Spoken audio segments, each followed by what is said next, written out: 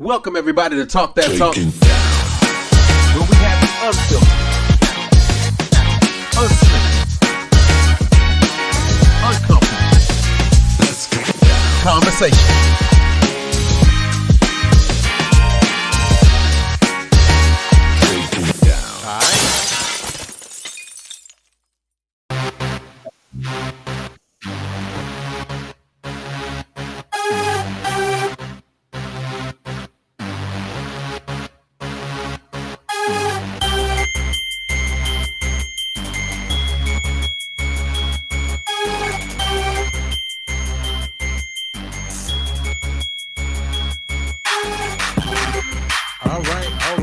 All right. Welcome everybody to Talk That Talk. We have the unfiltered, unscripted, uncomfortable conversation about band, HBCU band culture, music education, and more. Let me go ahead and introduce the panel that we got in front of me today. And then some other people gonna come in later on. All right. Let me go ahead and introduce Portia. How you doing, Portia? And then we got Quan down at the bottom with the fresh cut. Probably should have did that before I got on, because I'm looking rough today. But it's all good. It's a week old. That looks pretty fresh to be a week old, man. Because this here, ooh Lord. I gotta get my hair done. Gotta get my hair done. This ain't good. All right, Portia, what you got going on? It's auditions. So yeah, that's it. And we start planning, for the season, putting in requisitions and all of that fun jazz stuff. You seem very, very excited about that. Can't you see my excitement? I'm exuding it, right? Yeah. Here we go. All right. Already. All right, Quan, what you got? Preparing for DC.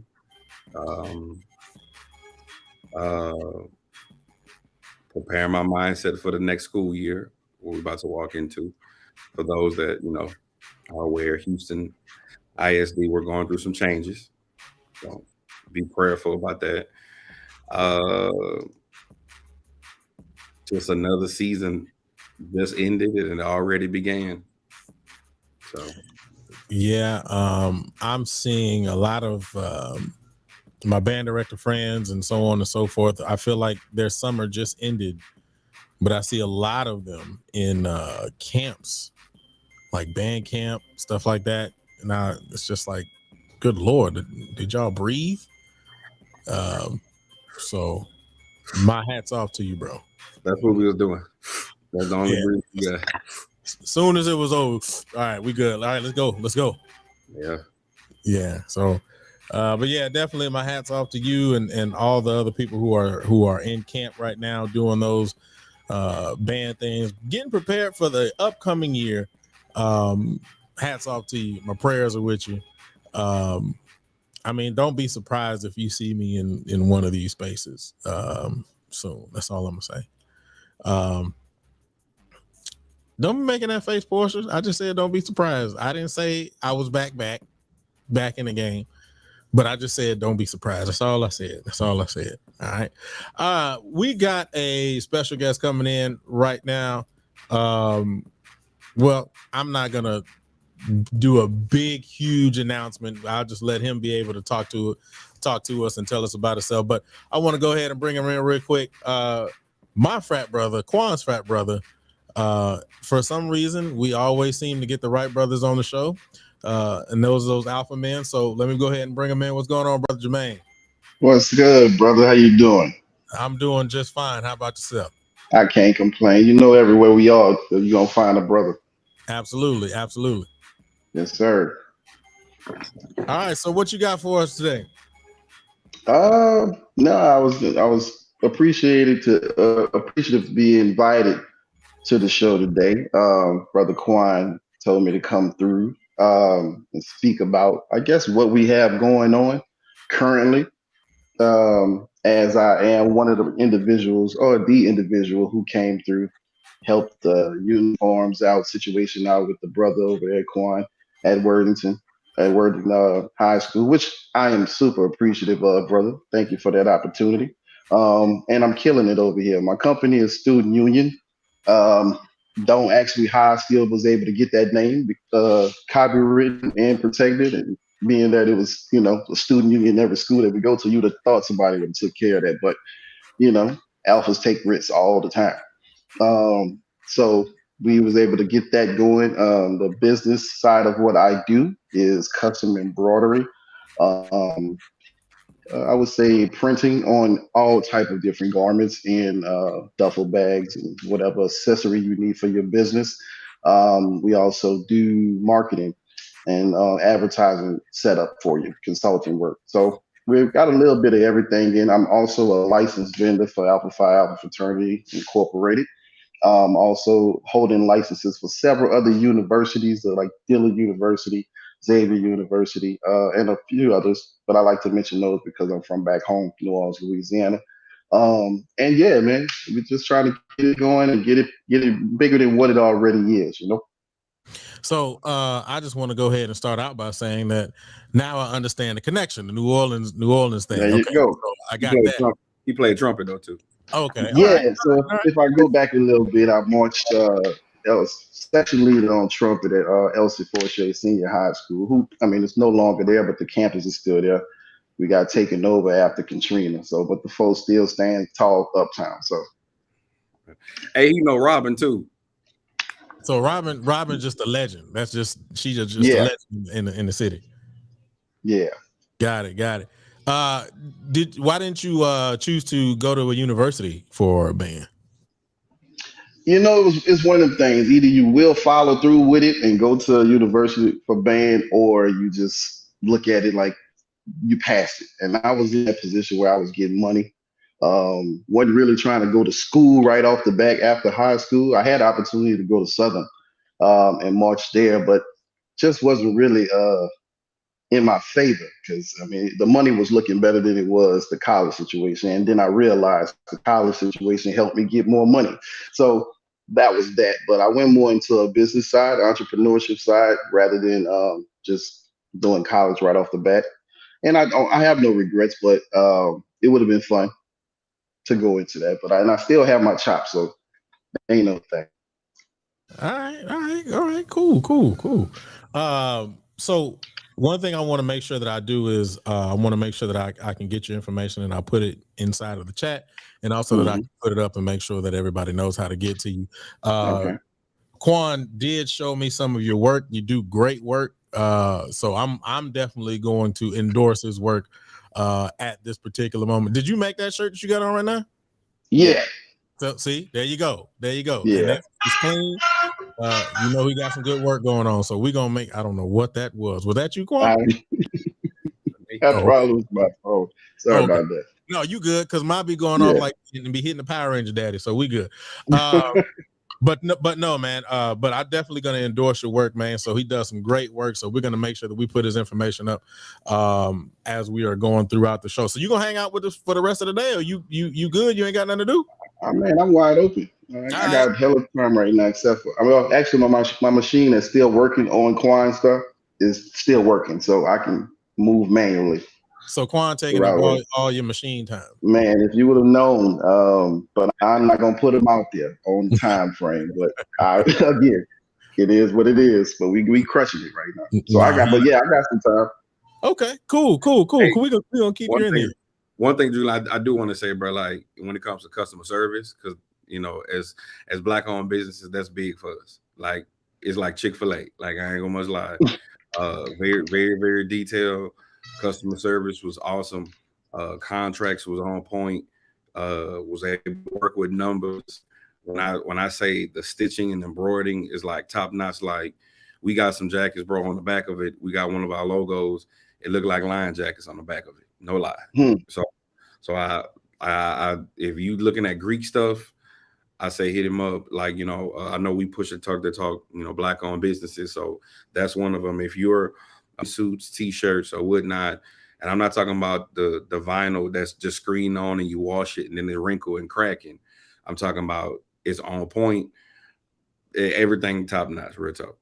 So Appreciate you, brother. And people need to know, like we are wholesale vendors too, so we have licenses and contracts with Champion, Nike, Adidas, Bella Canvas, Next Level, District, you name it. We fully licensed with a lot of these people, big name companies and wholesalers. So of course, yeah, we do Greek apparel too.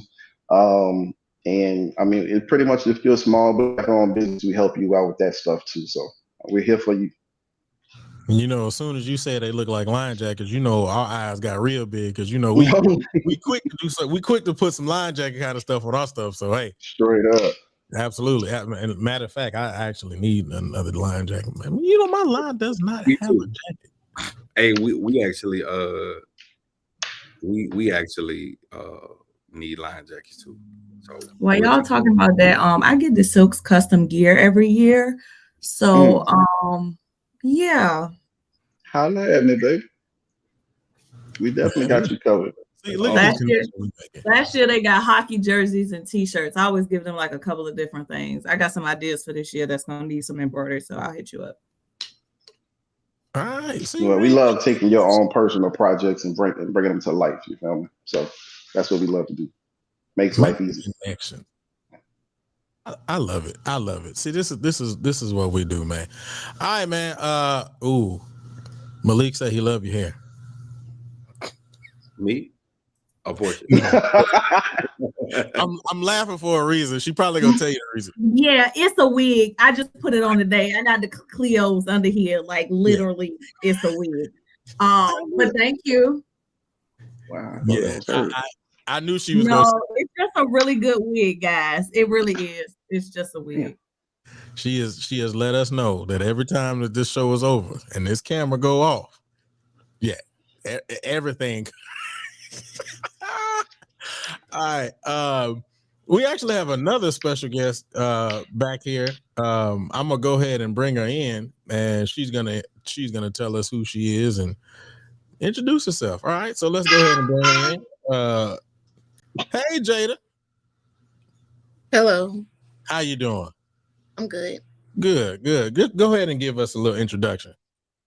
So I dance at Langston University with the Golden Felines, and I've been dancing since I was like 3, and I dance with Miss Davis at Design to Dance. Oh, okay. D2D. Mm-hmm. How long was this past year your first year? Yes, sir. Okay, cool. Now do me a favor. Can you flip the phone sideways? Because we want everybody to get the same. Hold on. Yeah, you got to put it on rotate. There we go. Yeah, there we go. Now everybody looks alike. All right, man. Let's go ahead and get this show started today. I don't know if anybody has been watching or knows what's going down, but you all know it's mass band season. Well, DCI and mass band season, they share the season together. It's summertime. So Georgia Mass Band has went ahead and given us a preview of they band and what they got. And if I'm not mistaken, I think I saw something with Memphis not too long ago. I could be wrong though, but it's a lot of mass bands popping up. I know Dallas just decided to put together a mass band. I think Iron is over that. The Dallas Legion. I think I saw somewhere. I could be wrong. I think it was either Oklahoma. I think it could have been Oklahoma. I could be wrong. Hey. What you got, Quan? Now, real quick, we forgot to give a shout out to Derek for getting his new position. No, he's going to get his master's degree. Master's. It's a master's to doctorate program. I said I was going to shout him out. So when he leaves there, he'll have his doctorate degree. That's dope. So it's a double situation? Yeah, it's like he has to do, it's going to be, don't get me the line, I think it's in conducting. So he has to do some stuff. Some stuff in that area first for the master's portion, and then he's going to keep going. Yep. Okay, yeah. So he hazing himself. All right, got it. Yeah. Shout out to AOB for the team performance and Morgan State. They was there as well. Shout out to Paeta. They be doing big things up there. Shout out to Music Greek Society. I was in a beta class. Yeah. So I know you fancy. We skipped a whole week, so I can let me go ahead. We skipped a week, so we were supposed to talk about that, but because that week had gone by, my bad. I'm sorry, Quan. My bad. No, I told you personally though. I did hit you up personally, and I did tell you. Very humble. So I'm very humble. Thank you for nominations. Thank you. Yeah. Absolutely. So and Quan, along with a lot of other people, were nominated for the beta class. Crystal? Yeah, Crystal was in there. Eric was in there. It was a lot of people in there. So absolutely, man. So I definitely shout out to you, Quan, and all the people who were nominated into the beta class of the Music Greeks. All right, so let me keep going down this rabbit hole because we're gonna get really deep and thick into this. So Georgia Mass Band let out their video, and I listened to it. Portia, I hope you listened to it. Quan, I hope you listened to it. Jermaine, I don't know if you listened to it. And Jada, I don't know if you saw it, but it's okay because we're gonna talk about it today. As my daughter is looking right at me.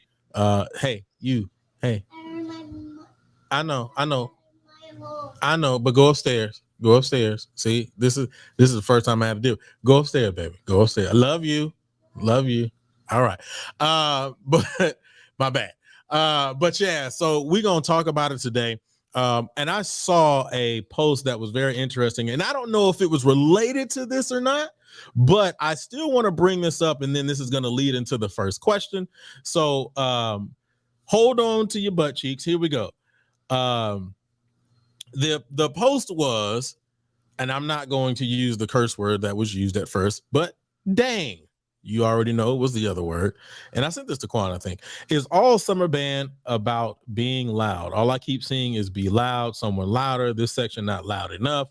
Was the music good? Was the arrangement fire? Or is it about the loudest? At some point, being loud is just one part of the W.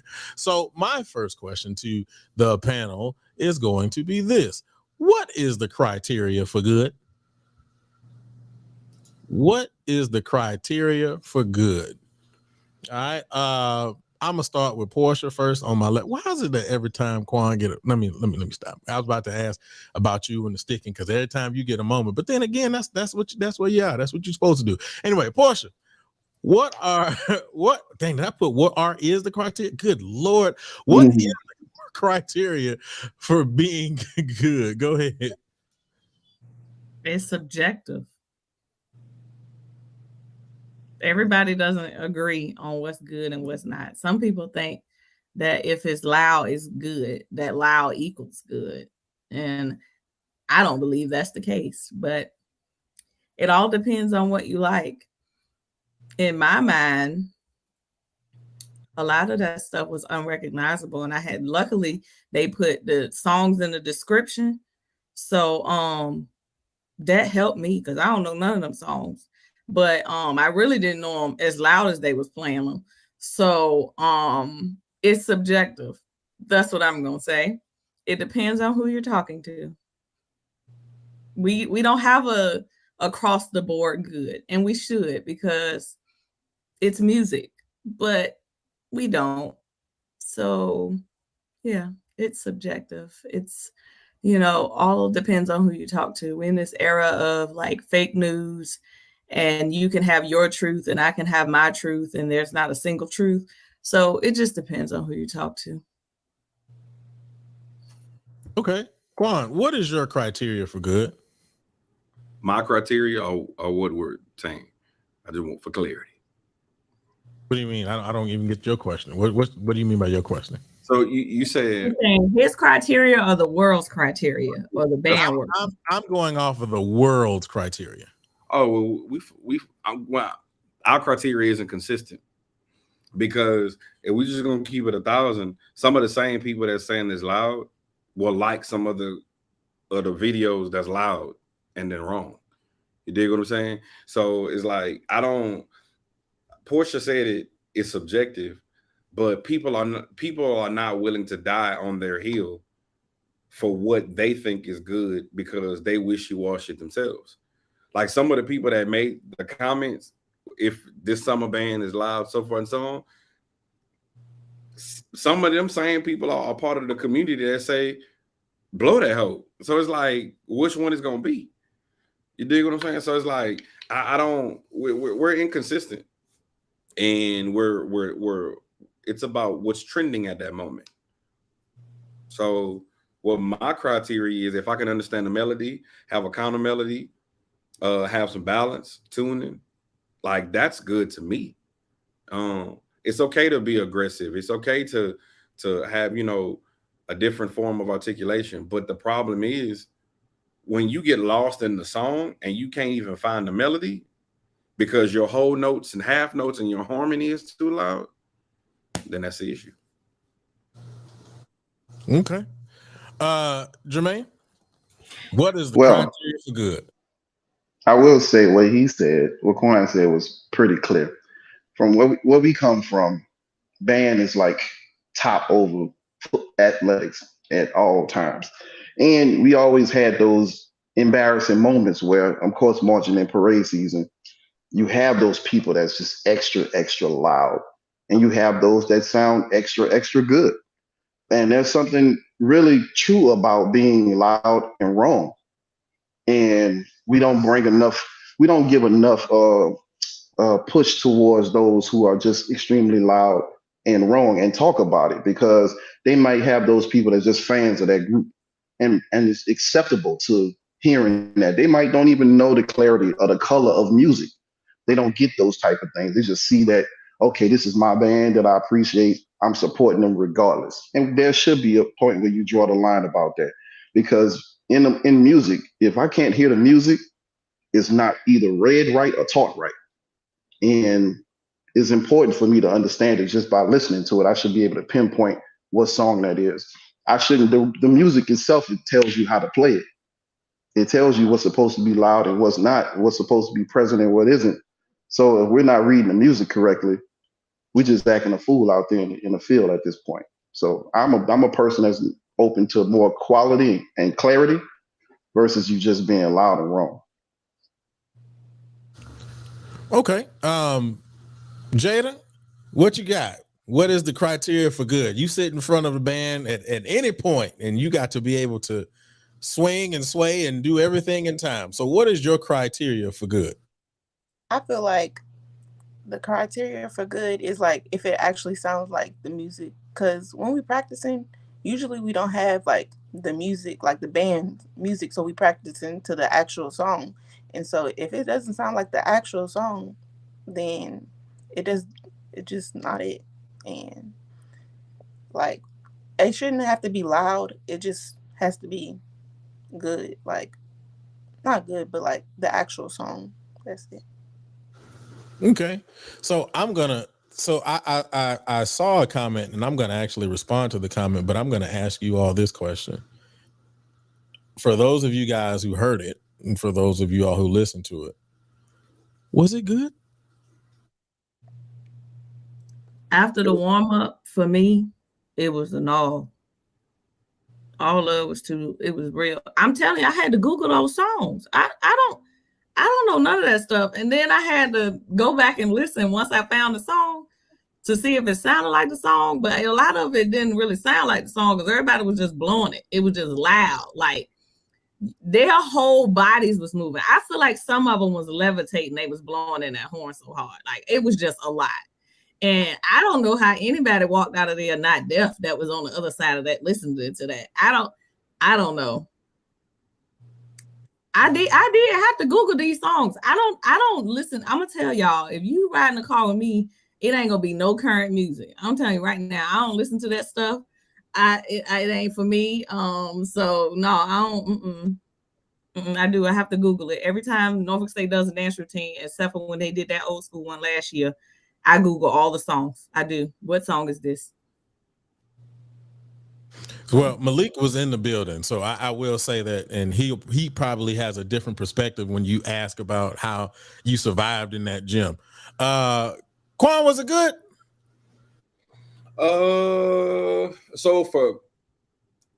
I'm gonna say this. I don't think it was bad.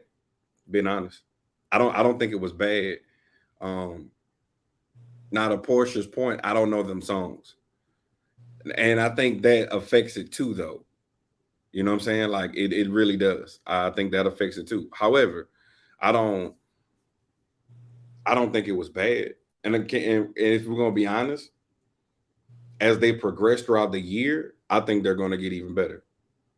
But I just don't think it was horrible. And I'm comparing to some of the colleges that I heard, just being honest. That, and I'll say what I will say is that it's better than a lot of the stuff we've heard in previous summers. So yeah, I just don't think I just don't believe everything got to be loud and aggressive like that. It was a lot for me, but so I'm gonna say this though, and I'll give it to the panel.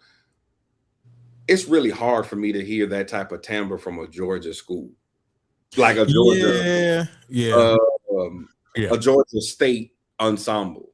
And like I said, I'm not knocking it. Again, I'm not knocking it, but I think we got to call it for what it is. We're in an older sector of band. We used to hearing people from Georgia sound like BCU, FAMU, around that realm. I'm gonna be honest with you. They sound like a really decent Jackson State. Now they're not as loud as Jackson State. Let me be that clear. But I don't think they sound bad though. I don't, and I think so. It's certain things that's playing with our decision making, such as it's Georgia. We don't know some of the songs, so it's kind of like so. Whoever I think Lammy said it's kind of like it's like a cleaner version of Morris Brown. We'll talk about it. Jermaine, did you get a chance to listen to it? As y'all were speaking, I instantly went to YouTube to check it out. Honestly, sounds like every other Southern band that I've heard currently in the last couple of years. Again, to Portia's point, I have no idea what songs those are. I will say the trumpets sound like Screaming Cats on a Hot Tin Roof. And they're pushing it. They're pushing it to the limits. But to be realistically, that's what marching bands are today. If you look at Talladega, you know they were the similar. That's what I would compare them to, more of a Talladega. Very much screaming, very much loud, but just not too clear. Trombones and trumpets are really dominating the whole melody. The baritones are peeking in on their, special moments, but that's what I'm getting from it. It's nothing like it was back in the day. If it was like an Into the Storm or Working Day and Night, something like that, I probably would have enjoyed it a little bit more, but I'm old school. Whoa, Talladega. Woo. Yeah, hey, real talk. If I was on here, I'd be like, Mr. Jermaine, sir, I'm gonna call your hands out. You said Talladega. Hey, man, I'm gonna tell the truth. I used to know the band director over there too. He ain't that no more, but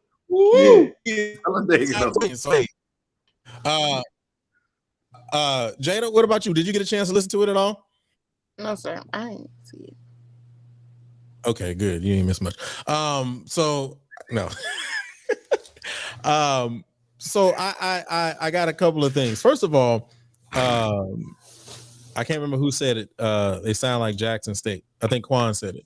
You gotta remember, we have those brothers on. All of them are from Jackson State. So it's only gonna happen that they sound like Jackson State. To Portia's point, I felt the same way that Portia felt. It made no sense for me, and this is just me. It made absolutely no sense that you had a chorale that was written very well and approached well.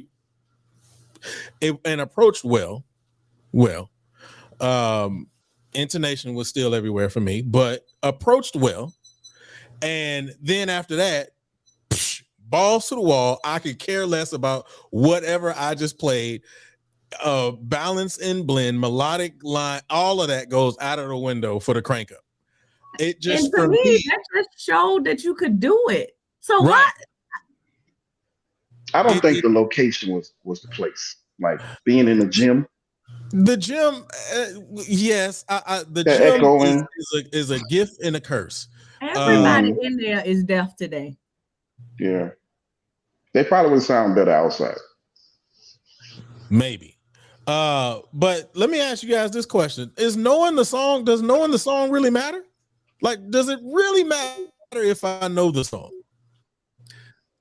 I think to a degree, yes. It should be recognizable. Now that's gonna be kind of hard for me. That's why I said once I Googled the song because they had them listed. I appreciate that. I want to tell all the rest of y'all to go ahead and list the song so I can Google it. Because then I went back and did like a comparison to see if it actually sounded like the song. But also, if you know the song, there's a different connection you have to it. Well, what was your result when you actually looked up the song and then were able to connect the song with whatever you heard? Still not hitting it for you. So then that really means that to me, that knowing the song doesn't even matter. If it sounds good, it sounds good. If it don't sound good, it don't sound good. That's the way I give the benefit of the doubt because I don't know these songs. I was like, okay, maybe this is not resonating with me because I don't know it. But some of it's just loud. It's just loud. Oh no. Of course, you do. The way you responded did make you seem kind of old at that point. It did. I am old. They just ride up and down the street bumping music with the trunk rattling. It's just loud. I'm just happy I wasn't in the gym. So the other thing is, and I think I saw somebody say it in the chat. Summer band is different from high school and college. I don't really understand. What does that mean? Yeah, I don't really understand that in the sense of music is music, approach is approach. What does that have to do with where you're at and whatever ensemble that you're approaching or that whatever ensemble you're performing in? If you sound good, you sound good. If you sound bad, you sound bad. If intonation is everywhere, intonation is everywhere. I mean, like, I don't care what, particular ensemble you in. It just is what it is. So I don't know, and maybe you can explain that to me. But do you all agree that because it's summer band and because it's mass band, there is a different level and criteria that we should be looking at? I grew up with the whole concept of practice how you're going to perform. And if that's not what you're given, then you just pretty much acting ass out there in general public. And we would also get in trouble for that. We would have to do any type of, I won't put, the type of things we had to do, but when you marched in a band, you had those type of issues. And you either gonna run a couple miles or you're gonna get in some form of punishment. And that's kind of what should happen with this situation right here. But I mean, we're in a different generation. We can't do those type of things. It's a slap on the wrist now. So basically, you saying at this point, Jermaine, ain't no standards when it comes to this level of band. So not all the way. I won't put it out there like that, but to a certain extent. I think for me, I get it. It's fun. The goal is not to be as structured as maybe your high school or college. But to me, imagine how much better that stuff would have sounded with some dynamics, with some balance, with clear parts. Mm-hmm. I just would want to see them tackle something. I got excited when I heard the warm up. I was like, oh, maybe we're going to get some different stuff today. And I get it. It's not supposed to be as structured. I see Simon saying summer band is for the ignorance. Okay, they do sound better than some colleges, but summer band ain't giving out no degrees though. So, but okay, so this my issue. This is not a summer band show or argument. I just want to make sure I put that out. We started talking about Georgia, but it's going into the thought process of summer band. But go ahead. Okay, because I feel like all of it is relevant because for our culture now, let's be honest, mass band, all-star band, however you want to label it, is not going anywhere. It's here. It's low-key like COVID. So you got to learn how to deal with it. Okay. So the reality of it is, in my opinion, when you slap all-star on something, then that means that it's better. When Honda first came out, we looked at Honda as what? The all-star the all-star collegiate exhibition when it initially came out. However, it's altered and it's changed now. For summer band, if we're saying it's all-star, and I do agree that some of those all-star band programs can sound like a few colleges. The ones that are struggling, the ones that may not have the administrative support, the ones that may not have the fiduciary ends and means to support that program, yes. But in my opinion, if we're just gonna be honest, if we're comparing the two worlds from DCI and summer mass band, for us, DCI is the all-star, and their purpose of practicing is an aspect of perfection. So if we're gonna put this on a pedestal, then that means we need to hold it at a higher standard. Georgia Mass Band, in my opinion, I'm gonna look at it like its first run. You know what I'm saying? For those that know about DCI, your very first run is like your first show. Your first show is not going to be great. I expect Georgia Mass Band, because I haven't seen anyone else, let's be clear, to get progressively better throughout the summer. Period. So go ahead. I think this question that I have, I told you, Simon, don't use the word all-star because y'all let anybody come as they are. True. My thing is in DCI, from what I'm told, not been a part, there are like lessons being taught and growth opportunities. Are there clinicians coming to any of these mass band rehearsals? So I wanna quickly say, remember the young brothers were on and they were talking about Georgia Mass Band. What they were saying was when they come and they have kids and musicians and stuff like that coming to them in the summer, they leave better than what they left. Now, to answer your question, I don't know. I don't know if, offhand, there may be some mass band programs that do have clinicians, but I just want to make sure I add that caveat in there because that was stated when those young brothers were on. And I do want to add, and it's not about a bashing mass band thing, because when I first got to Houston, Greater Houston All-Star used to have clinicians come out.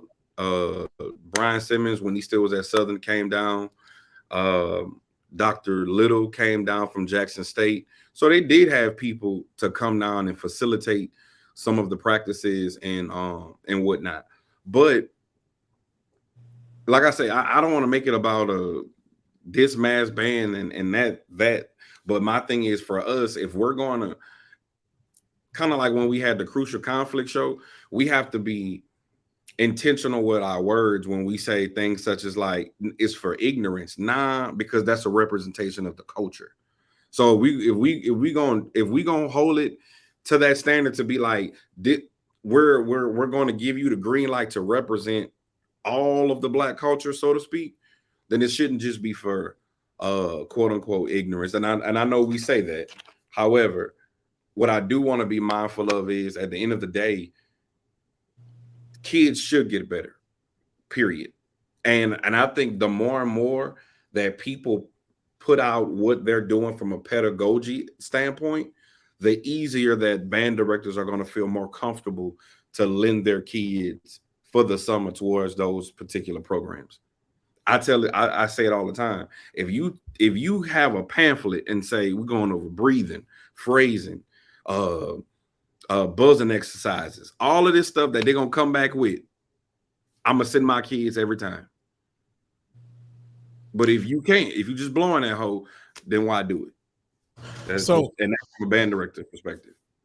So let me ask this question. And I don't know for sure, but I just want to get you all's opinion on this. Every time that we've talked to somebody about mass band, so on and so forth, the word or the argument of practice is not available. We don't necessarily have the time that DCI has to practice, so on and so forth. So in most cases, I don't even like comparing the two to DCI and mass band because of the fact that they're different. They are universally different.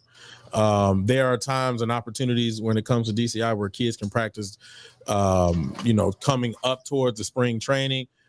They have the whole summer to not only get a show, but perfect the show, so on and so forth. So I don't want to always use that as a comparison. My question is the lack of time hindering you from working on intonation?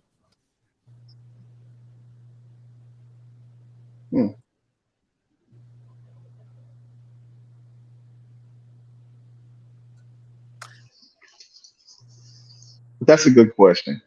And I have to say it shouldn't have. If you were put in that position, you are part of what would normally be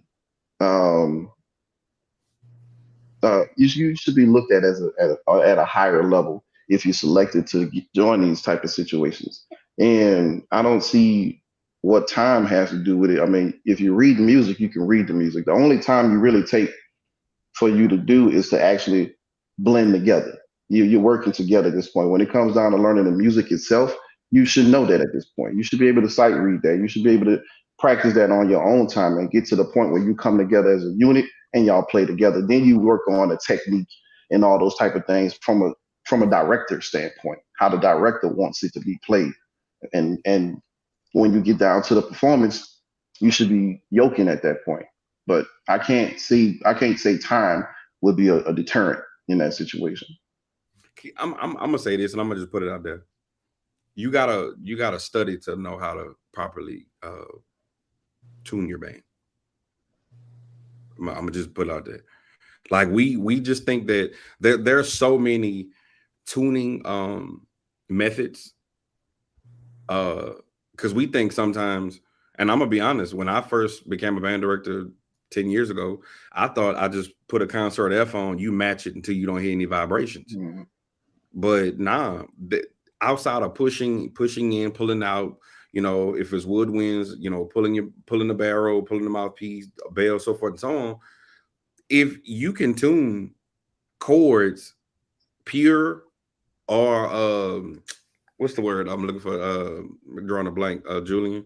Talking about just intonation? Yeah, just intonation or pure intonation. Like there are certain methods, and I'm not saying Georgia, and let this be clear. I'm not saying Georgia don't know how to tune, but I really realize that some band directors listening to them, they just don't know how to tune. And there's certain lessons and skills that you learn over time that can improve your intonation. So is the issue practice versus rehearsal?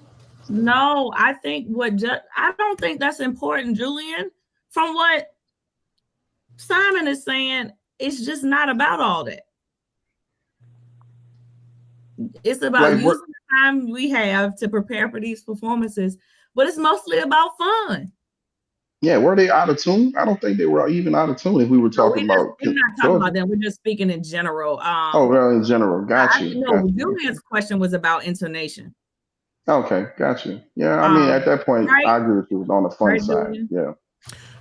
I'm going to say that some intonation just was not where it needed to be. Yeah, and I'm saying from what I'm getting from Simon's comments is that it's not about that. It's fun. It's free.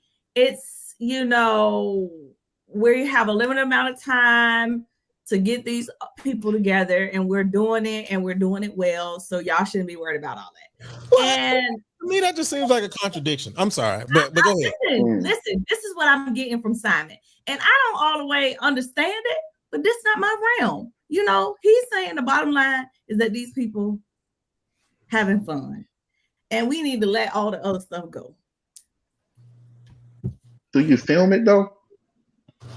Because you're gonna get to the point, and everybody in a general pop and people who were former band members. They're going to get to the critiquing standpoint.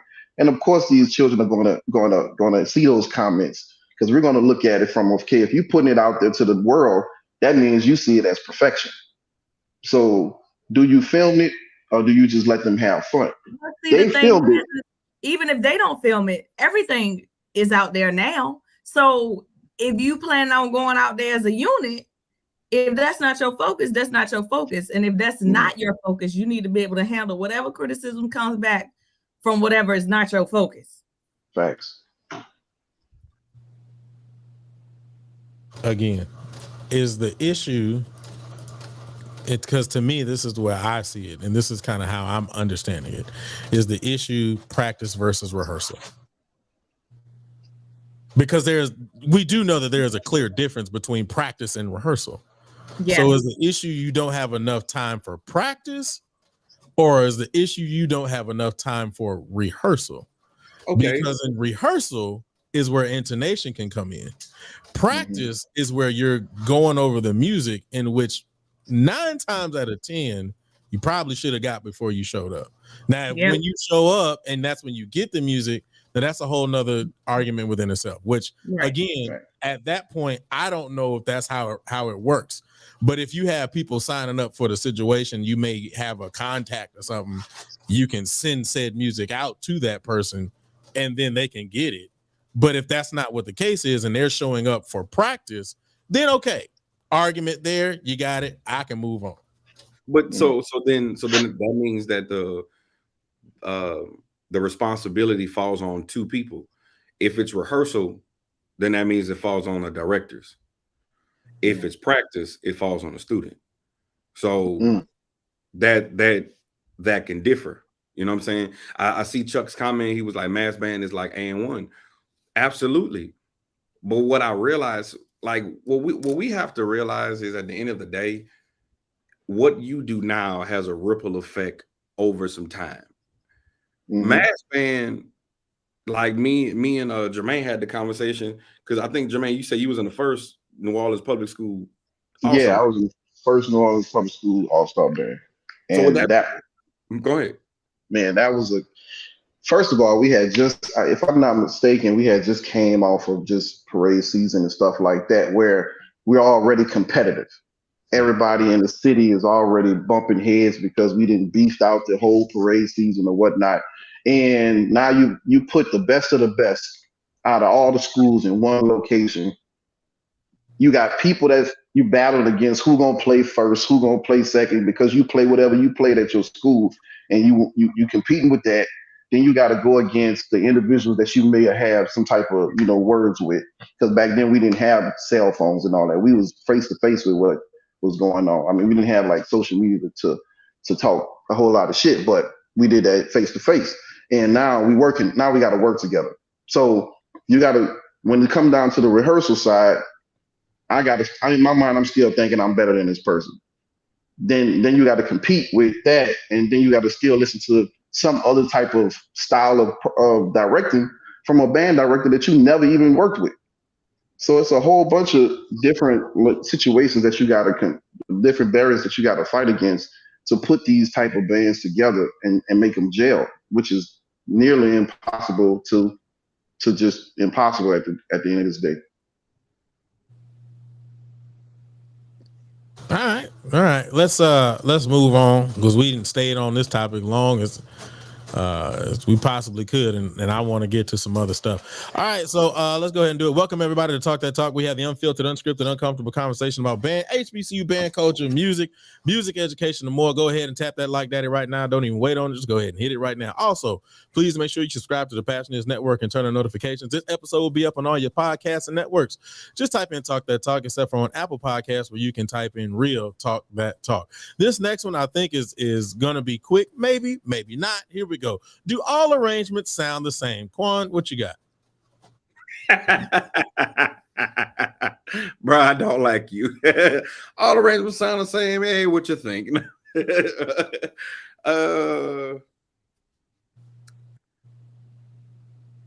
Yeah, I mean, they have their tendencies. I mean, if we really look at most songs, not all of them, but when it comes to rap songs, it's going to be a few keys: B flat minor, C minor.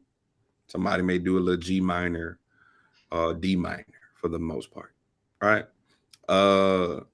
If it's a representation of what's on the radio, though, most of the music is going to have that triplet vibe. That I mean, you know, that Migos flow, so to speak.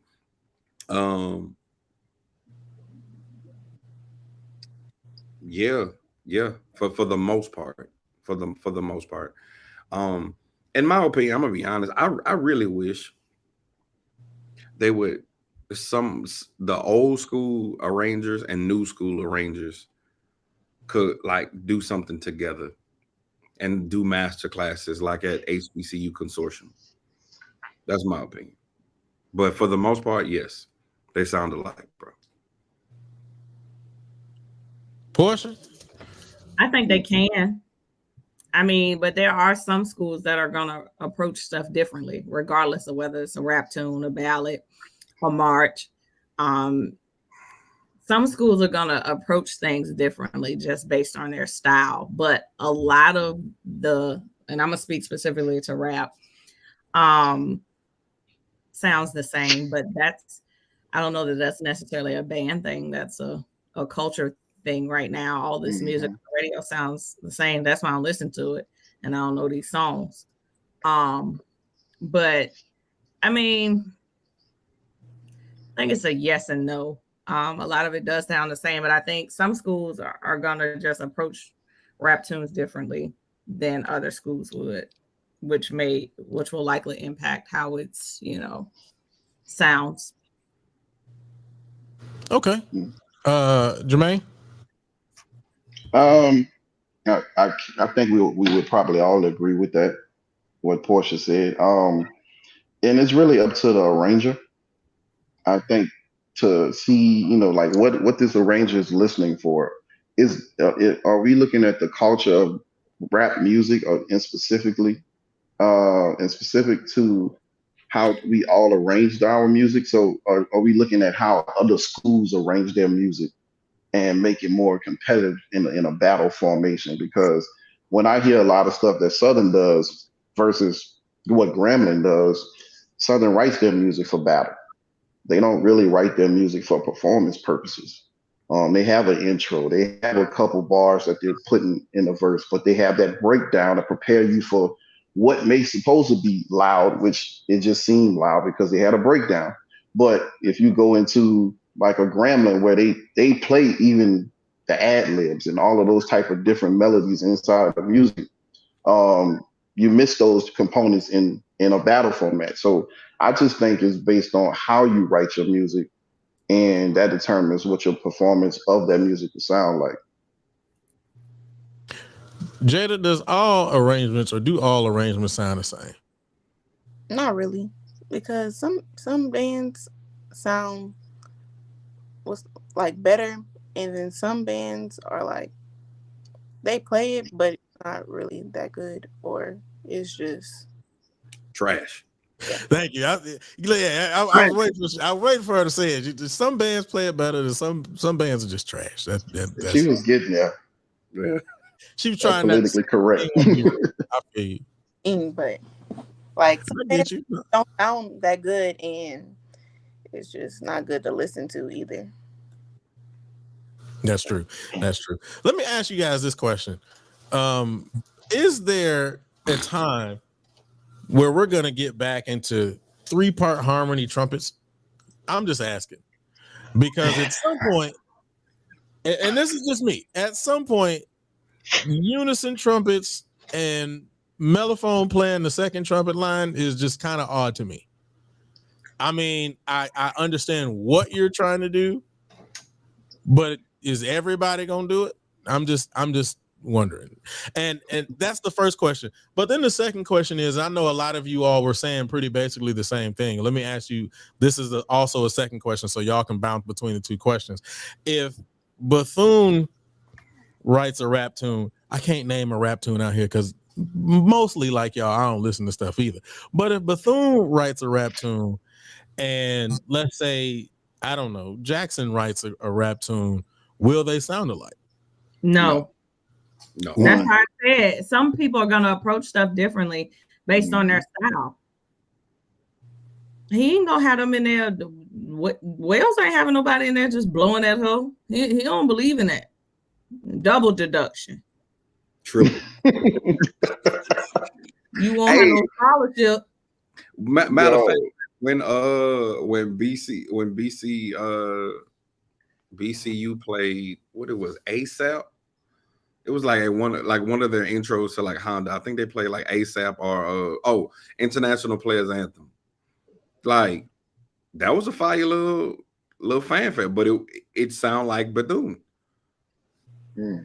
Now, I mean, they gonna be Bethune. Ain't nobody gonna be blowing that hoe. So then if all the arrangements sound alike per what most of you all said, not Jada, she said some bands play good and some bands are trash, but that's the truth. If most of the arrangements sound the same, and you just said Bethune gonna sound like Bethune, then what are these arrangements sounding like? So let me say this, and I just got to put it out there. There's only in my opinion, 4 distinct colleges that sound different. Share. How many HBCUs are there? Let me Google it. It's over 100. 106. How many have marching bands? Possibly I think it's 30. 30, yeah. It ain't that many. So you saying out of 30 bands, 4 have distinct sounds? Yeah. I'm waiting for the list. Yeah, me too. Okay, so I'm not crapping on nobody, but let's be honest. Southern has a specific timbre. Can we all agree? Southern has a specific timbre. That's number 1. FAMU has a specific timbre, right? That's number 2. Bethune-Cookman has a specific timbre, right? PV, 5. PV and Norfolk has a specific timbre. Now tell me this: Jackson State too, so that's 6. Let me go with 6. All right, so 6. You're doing better, come on, because I was gonna say law. Yeah, my bad. Yeah. That's what I was over here like, I don't know, bro. So watch this. Close your eyes, and I want you to put. And I'm not slighting anybody. Again, put Fort Valley State against. I've never heard them in person, so I'm looking forward to this in August. Yeah, and they don't sound bad. But put Fort Valley State against like Kentucky State. They're going to have different nuances, but however, for the most part, they're going to sound similar. You put Alabama State, not that year that like we were raving over them, like 2-3 years ago. Yeah, not 18 or 19. Yeah, it was like 20 and 21. Like we was like, yeah, when that first year, I think it was that first year that Justin, the white boy, became drum major. Yeah, I think that was 19. Nah, it wasn't COVID though. Like it was right after COVID. It was right after COVID. So that was you said a year he became drum major. That is 21. Yeah. So they had a specific timbre. But if you close your eyes now, because I watched their spring game, close your eyes and put them with another band. Can you pick that band out? And again, I'm not crapping on no band, but a lot of these bands, they're arranging, in my opinion, let's put it out there what it is. A lot of these young dudes are arranging. Yeah. So because these young dudes are arranging, they're battling against the other young arranger. Not saying that they may not have the tutelage or from the elder band director, but he's worrying about admin stuff. So because of that, guess what? They're writing what they hear. I can't blame it on Young. It's a boy on our staff, Nat Sean, that wrote the mess out of that Jasmine Sutherland Pick Up Your Feelings. That's his first arrangement. But watch this though. But who was he raised under though? Like that determines a lot. That's true. Yeah, I mean, that's your growth point. The truth of the matter, you ain't lying. The truth of the matter is, I mean, when you depending on who you come up under, you're going to model yourself after that sound. Anybody who is arranged from Norfolk has modeled themselves after the Paul I. Adams sound. It just kind of is what it is. I kind of get what you're saying on that level, Quan. My thing is Alabama State was kind of a hard thing to compare it to because, but my apologies, Tennessee State. They have their own, like it's, but what I'm saying is it's only pockets. Yes, it's fewer. Out of 30, we only name about 10 schools. So that means you got 20 of the schools, so to speak, that don't have a specific sound. Like, come on, let's keep it a thou wow. Like, they don't. What's old FAMU? I think current FAMU sound good. They do. I think current FAMU sound better than old FAMU, to be honest with you. I wouldn't say better, but they back. They sound good. So I'm gonna tell you this. Since you brought up old FAMU, it's a clean group right now. Now, this is me. This is the way I used to think back in the day, and I still feel that way. Old FAMU had some hella musicians in that daggone band. Old FAMU with 300 plus people sounded freaking amazing. Yep. Old FAMU, when you break that band down and tear it down to about maybe 80 to 100, don't sound the same.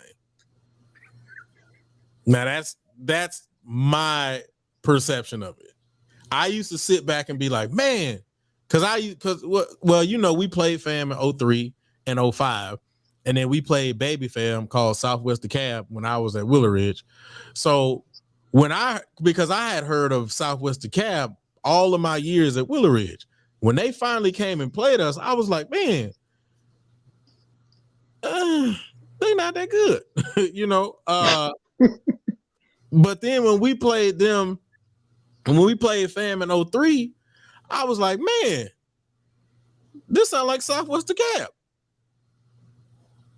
Now, when they got on the field and they opened up, not when we played them, but at Honda for that Bulls thing, best thing I ever heard in my life. But boy, when you break them down and you take them pieces apart, something different. So I'm just telling you. So are they hiding? Are they hiding in the weight, in the numbers? Is that what you're saying? I would believe so. I would believe it's some horn holders in there.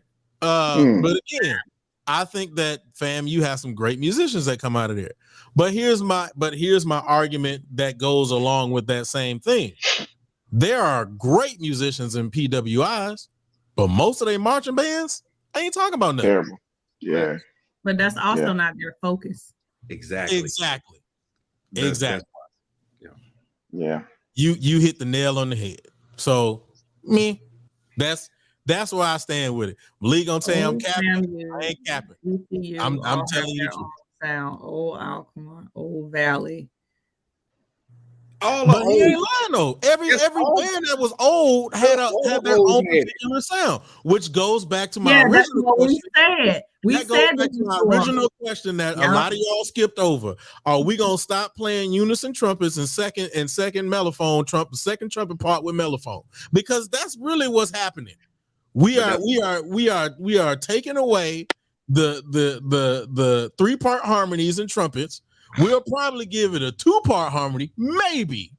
But outside of that, it'll be a unison trumpet line. Second mellophone will be playing, mellophone will be playing second trumpet, and then euphonium will be playing fifth tuba.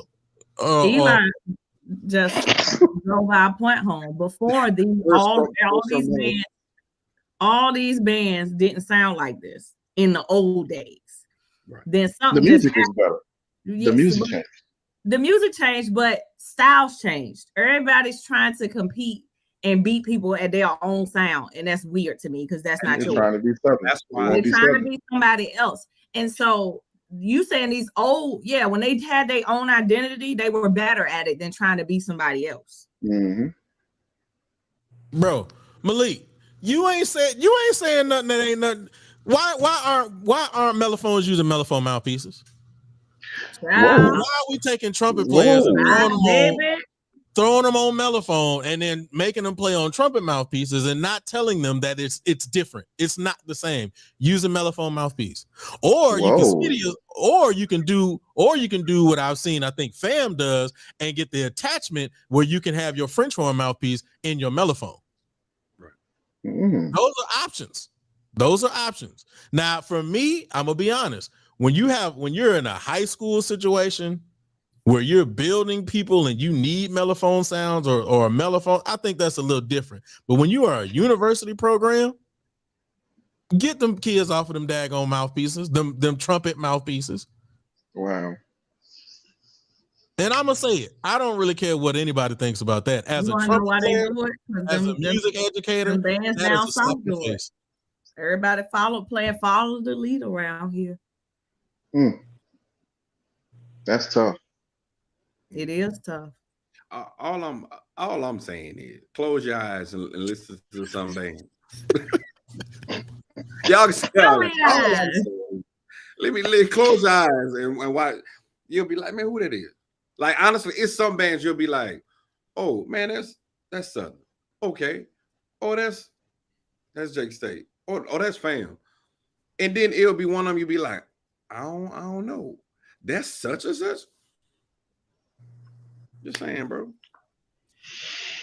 This guy Eli said mellow with a trumpet mouthpiece sound better depending on the style. That's what he said. But that's the problem. The problem is that the mellophone doesn't sound like a mellophone. It sounds like a trumpet. It loses what it's made to do. It loses its timbre. The whole point of a mellophone is to sound like a mellophone. And when we are adding or we are changing things, we're changing the temper. If that's the case, just put the same, just use.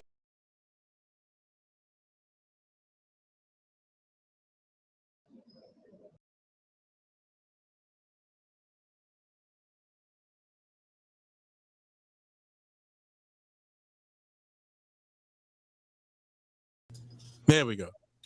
There, my bad. my hand hit something wrong. Just have them play second trumpet. That is killing the timbre of the instrument. It is killing the timbre of the instrument. That's all I'm saying. So hey, that's where I'm gonna leave at.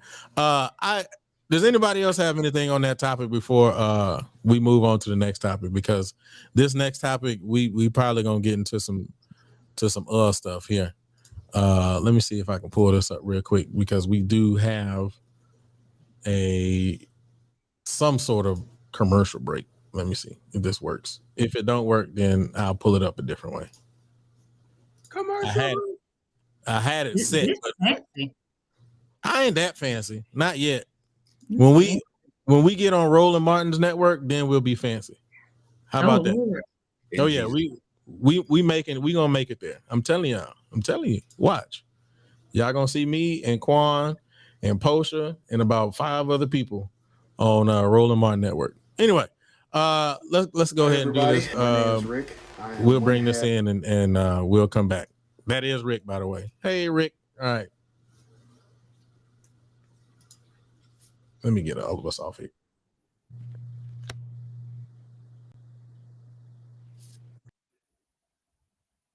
Hi everybody, my name is Rick. I am one half of the leadership brass capture heads of the Mandarin's Drum and Bugle Corps. I'm coming to you because you guys were amazing to us last year and I want to try to enlist you for a little help again this year. We're trying to raise money to help some kids participate in the activity this year. These kids are on their feet on average about 10 hours a day. These are world-class athletes. Some of these folks come from walks of life where they don't have the resources to be able to pay the large amount of money it costs to do DCI. So I want to help. I'm asking you for any help, any generosity you guys may have that can help us in our goal. We're trying to raise $10,000 to pay the tuition for a few students as well as being able to buy shoes and water bottles and other things that students will need during the summer.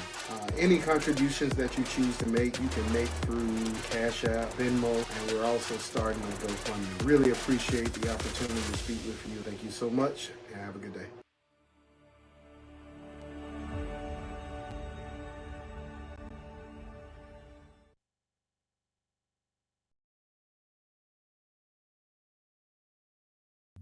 All right, there we go. Yeah, Malik, I had to let me tell you, well, I'll tell you how it happened, but let me give you real quick. If you do want to be able to donate to Rick and his kiddos in the Mandarins, you can actually find him on Facebook.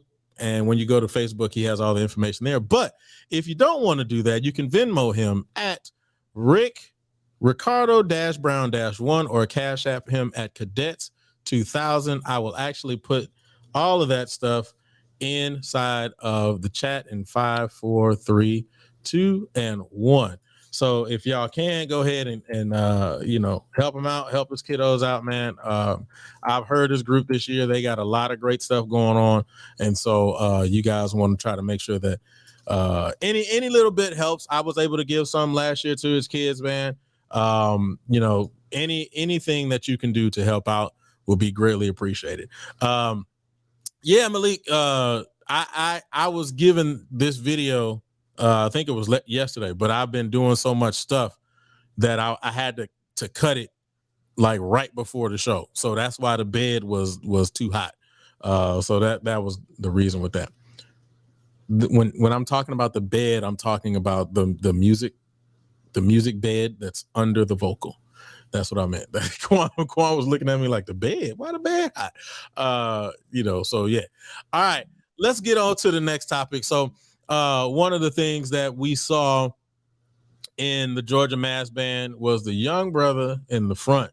And when that young brother was in the front, when I went and looked at the video, I saw a lot of comments, and I'm going to just look at or read out some of these comments that I saw. One of the ones says, weird.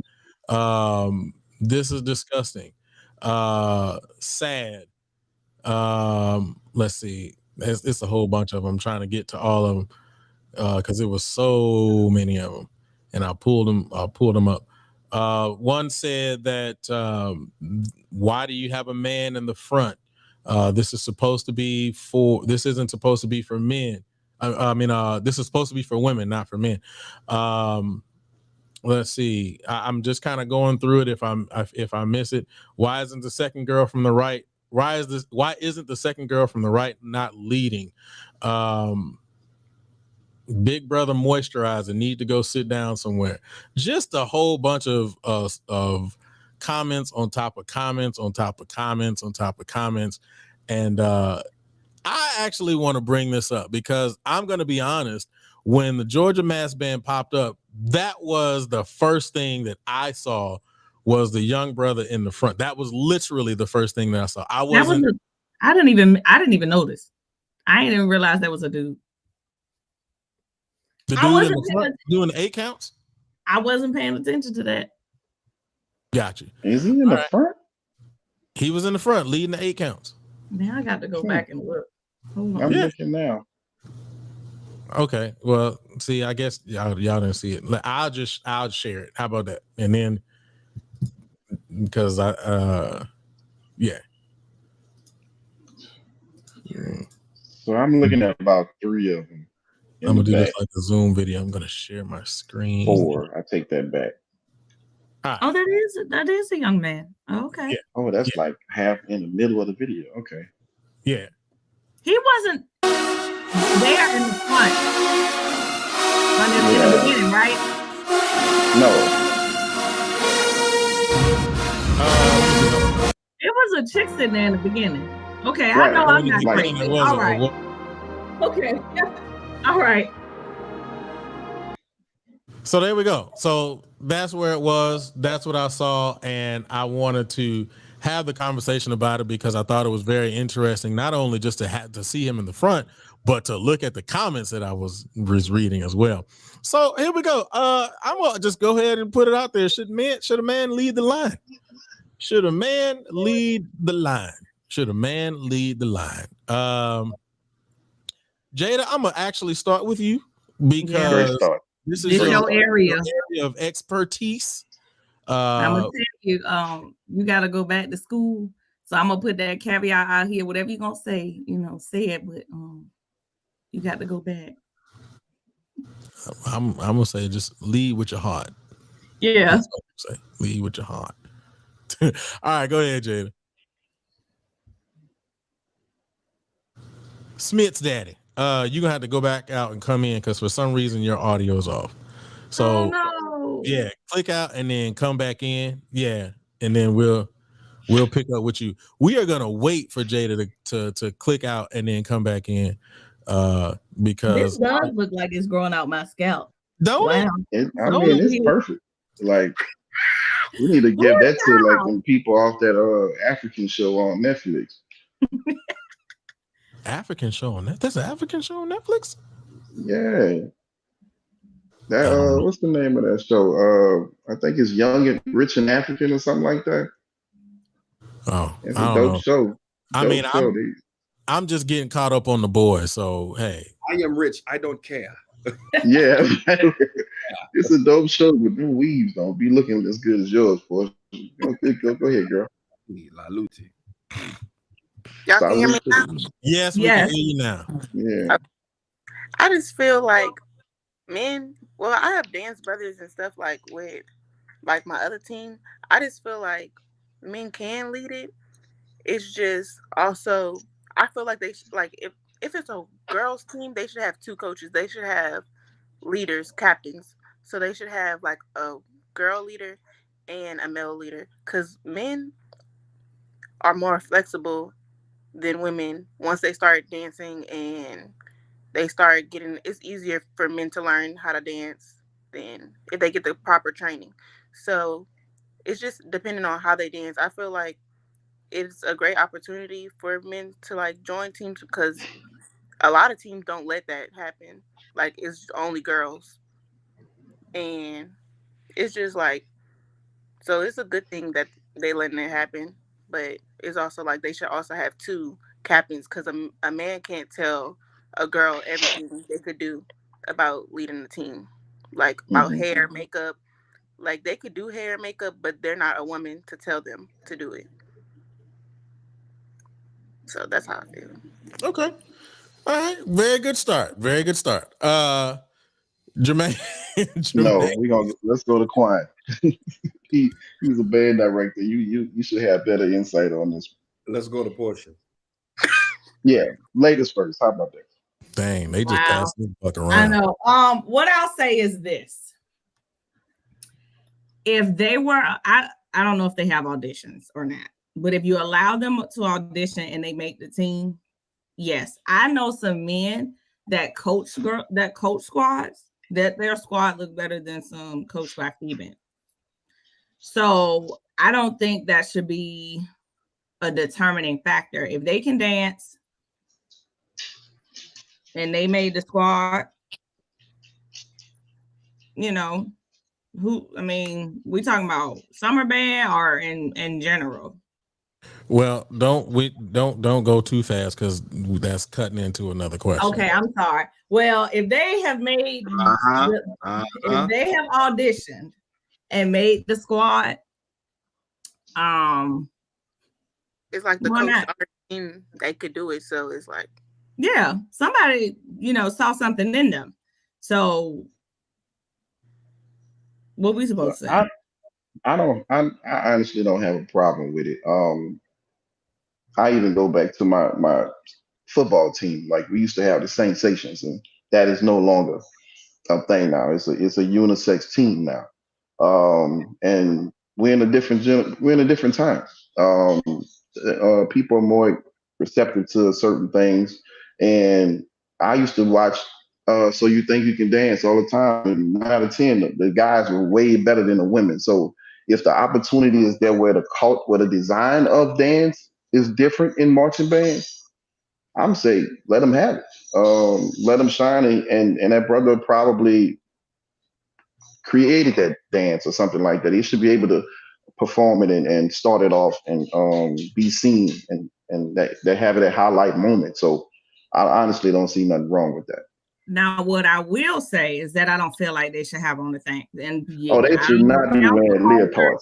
Counterculture, don't kill me, but I don't think that they should have on the same attire as a female. They should definitely have a wardrobe that's suitable for a male's body. That's what I will agree on. I do think that it should be different Covered. as far as attire. Mm-hmm. So I definitely agree. Attire has to be different. So as you guys were talking, I was just going back and reading some of these comments under here. And then I'm gonna say what I thought. I just think that some of these comments are interesting. One of them to me kind of stood out. But one of the ones said and this is I think this is a female. He wants to be one of the girls. He wants to be one of the girls, then he should be one of the girls, not the featured performer. Now, I don't know if I agree with this. He's not better, just unique. It's a male body moving like a female. So I'll put it out there. I'll say this. When I was an undergrad and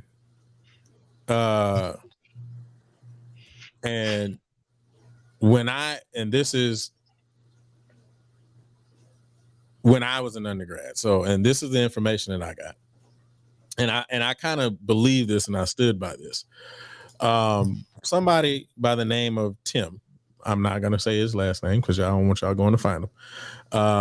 But he was in my section and he said that the dancers were the eye candy of the band. And that is something that stuck with me for years and years. I will also go to say this. If a brother can dance, he can dance. I am not going to take that away from him at all. But I still believe in the eye candy of the band.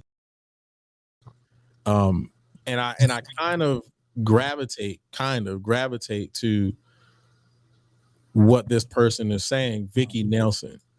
Because I think when we are talking about what the style of what is called, which is the majorette style of dancing, and now it's kind of affectionately called the HBCU style, but there's a sensuality to that. I mean, we can, whether we agree or disagree, there's a certain sensuality and to some of the movements and things like that. And so when I'm looking at that and I'm looking back at what this person said, just unique because it's a male body moving like a female, I think that right there kind of stands out to me. So I'm not against a male dancing per se, but I do kind of understand where people are not some of the like overtly rude comments, because I think that within itself is just bad. But I do kind of understand where people are coming from the leading part of it. And so that's just kind of where I am. Now, that doesn't mean, again, that I'm against male dancers. I'm not.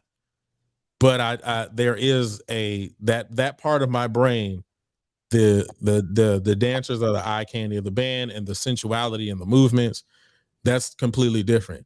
And what I think that bothers me is some people like always like try to equate that. Well, it's men and ballet, but those are two different styles of dancing too. That's and true. we have to be fair. But also what they're doing is different. But when we in like dance practice, they always tell us give sex appeal. So like it's like a guy giving sex appeal to the audience too. So it's to each his own. And you see, but that right there, when you say that opens up another can of worms, because what do we always say when we start talking about dancers? Don't sexualize these babies. But then you just said that in rehearsal, give sex appeal. Yeah. So then if that's the case, because like child for HBCU dance is different than like studio dance. So during studio dance, your facials could be more like smiling, like duck lips, like all that. But in HBCU dance, you're trying to be seductive, like especially with certain musics, like you could give a little grin, but it's like they be like, go in the mirror and look at yourself and do you look sexy to yourself? or do you look sexy to your boyfriend or It girlfriend just got or weird. whatever you like? It did, It because just got a little weird. I didn't know that was a thing. Me either. See? So we selling P Valley up in the dance That's studios in exactly these what's HBCUs. happening. We giving P Valley. So if we give it P Valley in the HBCUs, then from a homosexual standpoint, that is going to be kind of weird for a heterosexual male. I Because agree. with our expectations, like you say, we're looking at it from eye candy for the band. If I'm looking at it at that standpoint, I'm like, yeah, we can't be giving P Valley the band with a guy leading. We got to keep it 100% at that point. Well, I think last year a guy was If we gonna do it, how about we for Georgia Mass Band There the was captain? last year. I think so. It was a guy. But I So also yeah. feel like being a leader for a dance team is not just about your dancing, just not about who you are. It's about your leadership skills. Like if you're not a good leader, like dancing and throughout practice, then the team won't look as good as you trying to portray it. It don't matter if it's a girl or a boy. I agree. I like this question we got in the chat about how fathers feel about hearing there's somebody telling your daughter to give sex appeal. See, and I'ma that's a tell whole nother can of worms. What I mean, in college, it's a little different, I think. But I'm gonna tell you, in all my years of being around Norfolk State, I ain't never heard that, and I know for a fact when Miss That's the Anya first one. Howard was over Hot Ice, that wasn't being said. But that's a not- different hot it's ice not is like- a different type of dance line, and you know that. It's not Hot like ice different. like it's not like all sex, but like it's like give seductive face, like give like don't just smile all the time, like give like a open your mouth a little bit, like give it to them with your eyes, but like not like so the camera could look at you, like you know what I'm trying to be. Right, because in this I hear you. day and age is a little different. When we were in school, we weren't performing to the camera. Now, No, we ain't had them these options. kids, right? Like these kids are performing, like literally performing to the camera. I can go back and look at some old videos of some dancers, and there's some facial expressions in there that just kind of were like, "What the heck was it?" But now it's different. It's completely different because these kids now know that the camera is on them. And their marketing is marketable. Yeah, absolutely. Sell. And I like want to go. show and stance is like different faces. Like field show, you could give more happy. Like you don't have to give like all that, and you can smile and stuff. But like in stance, it's more depending on what song. Also, if it's like a slower song, you have to like ride the beat, and your face has to go with it. If you're doing a slow song, if you're doing a fast song, then you can smile and stuff. But like it's just depending.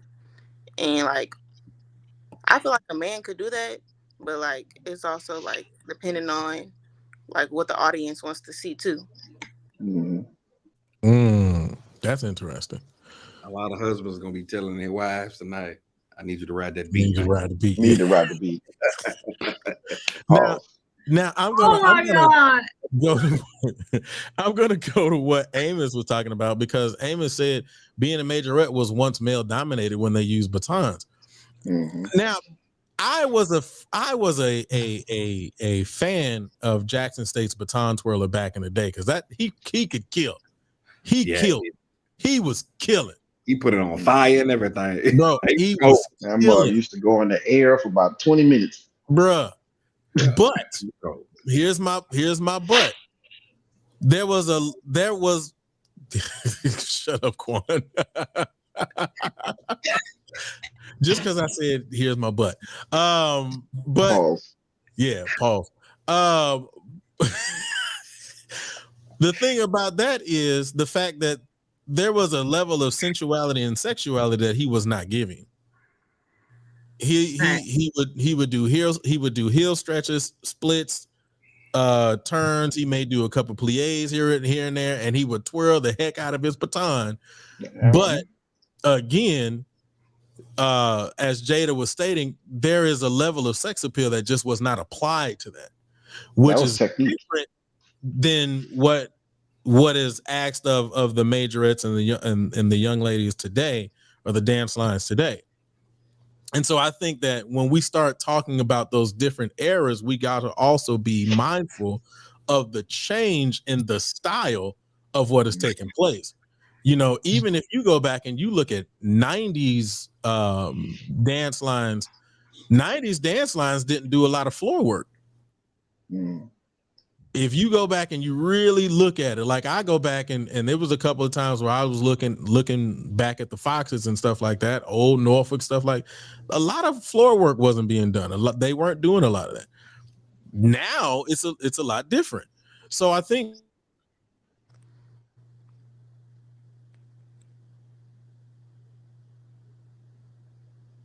you all right, bro? talking about a different level or set of rules that. But I think that because the era is different, that's what makes it different. Any thoughts on that? I agree. Because, like, now it's more technique. It's more like, I feel like as we get older, as I get older, my technique has to get better to compete with other people. And I feel like not a long time ago, but like technique wasn't always the requirement. It was just like if you could dance. But now it's like people are battling against each other to see like if your leaps are better than each other and your turns. It's more technique based now. I don't know who froze. I'm gonna be upset if it was me though. It was me. It was you. It was me. Yes. Why ain't y'all saying? Because y'all was moving. You froze. You was froze. Y'all was moving on my end, so I don't know how that happened. God dang it.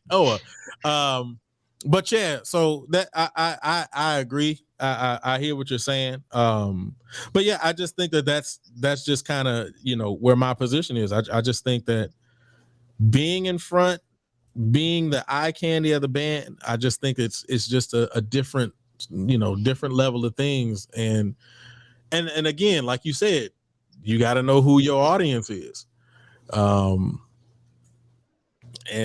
you know, when you're putting it out there for the masses, because I think one of the comments that I was looking at on here, no, okay, never mind. I thought they were across the country. Never mind. I didn't know where Yuma was until I looked at the state. It said Arizona. I didn't know where Yuma was. Yuma, Arizona.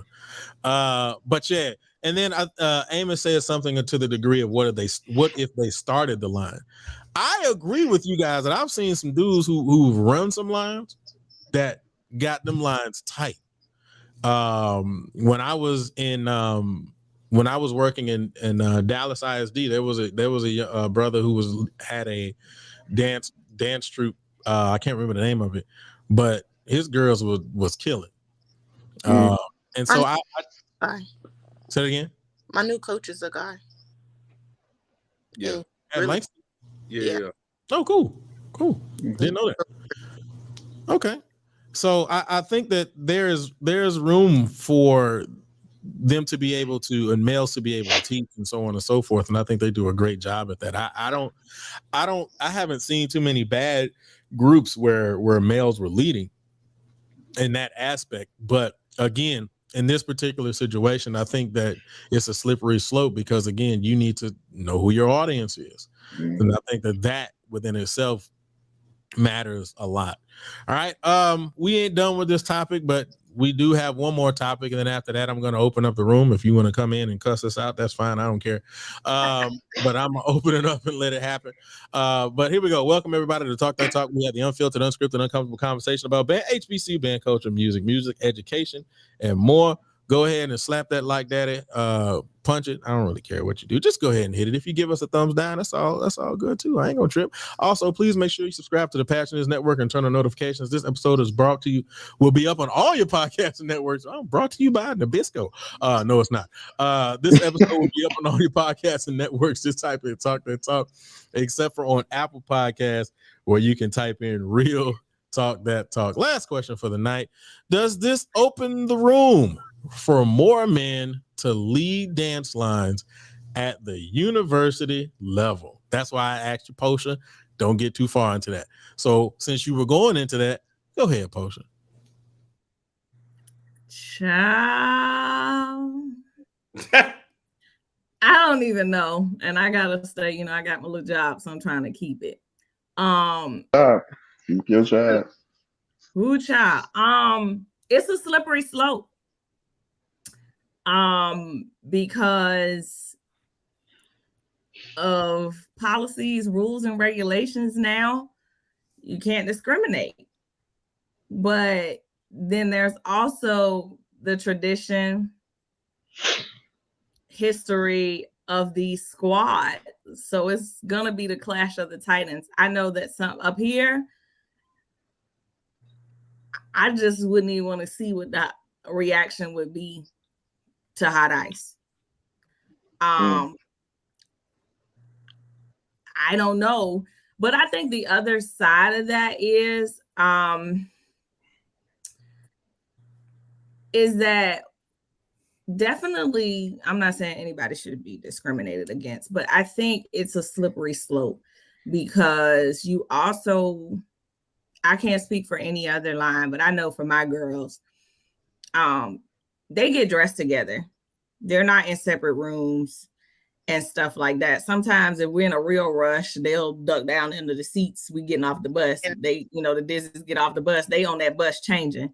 Like those dynamics and things matter, you know? So I don't know. It's a very slippery slope.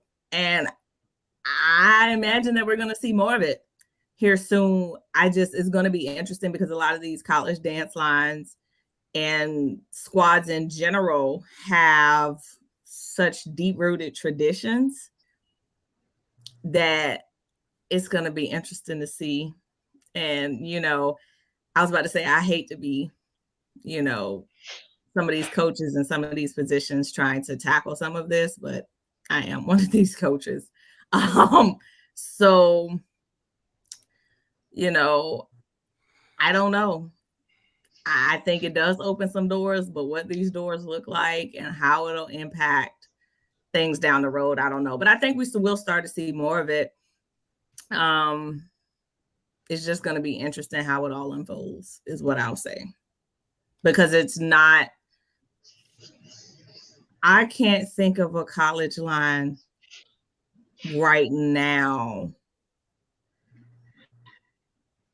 I don't think I've ever seen and that doesn't mean it's not existed, a college dance line with a guy. I've seen some other auxiliary units within colleges that have had them.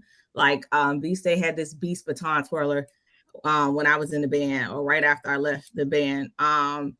And, you know, we had Accent and they had a guy, he was a beast. But I don't know that I can think of that I've seen with my own eyes, a college dance line that has had a guy. So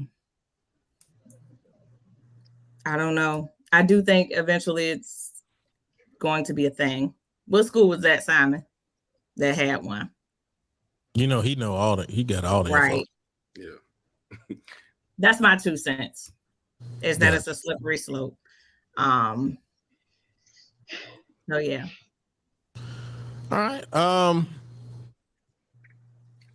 Quan, do you think it opens the door for more men to lead dance lines at the university level? To lead dance lines? Is that what you said? I didn't know the question was lead. Lead. Because I'm gonna be honest with you. Let me be very, very frank. That's not my name, but let me be very frank. I have understood that the mass band culture has been the segue for things to take place in other avenues. You bring an arrangement into the mass band, at some point, that arrangement is going to be at somebody's university. Especially if it, let me use the word that these young kids use, smacks. Okay. You need to caveat this to down south. No, I ain't doing that because remember, impact my lifestyle. No, because remember when the baby came on and she was saying that bands are different up north than down south, and you was like, they ain't got nothing to do with up north and in down south. this is very distinct. What she was saying had nothing to do with down south and up north. That mass band culture leaking into, ain't nobody up here getting no job off a mass band. That's because there isn't a mass band that has been sustainable yet. But if somebody in Virginia put together a mass band that incorporated the Virginia sound and it was successful, I would actually agree that may happen At a university. Yeah. Yes. Bro. These people running these mass band got doctorates. They don't. That's what they're looking for. No, but they get jobs from it though. Correct. And that's my point. These mass bands are segues into positions, Facts. you know, or situations. A lot of these mass band directors in the past are some of the guys who are directors in some places. I mean, it's just the truth. And so college.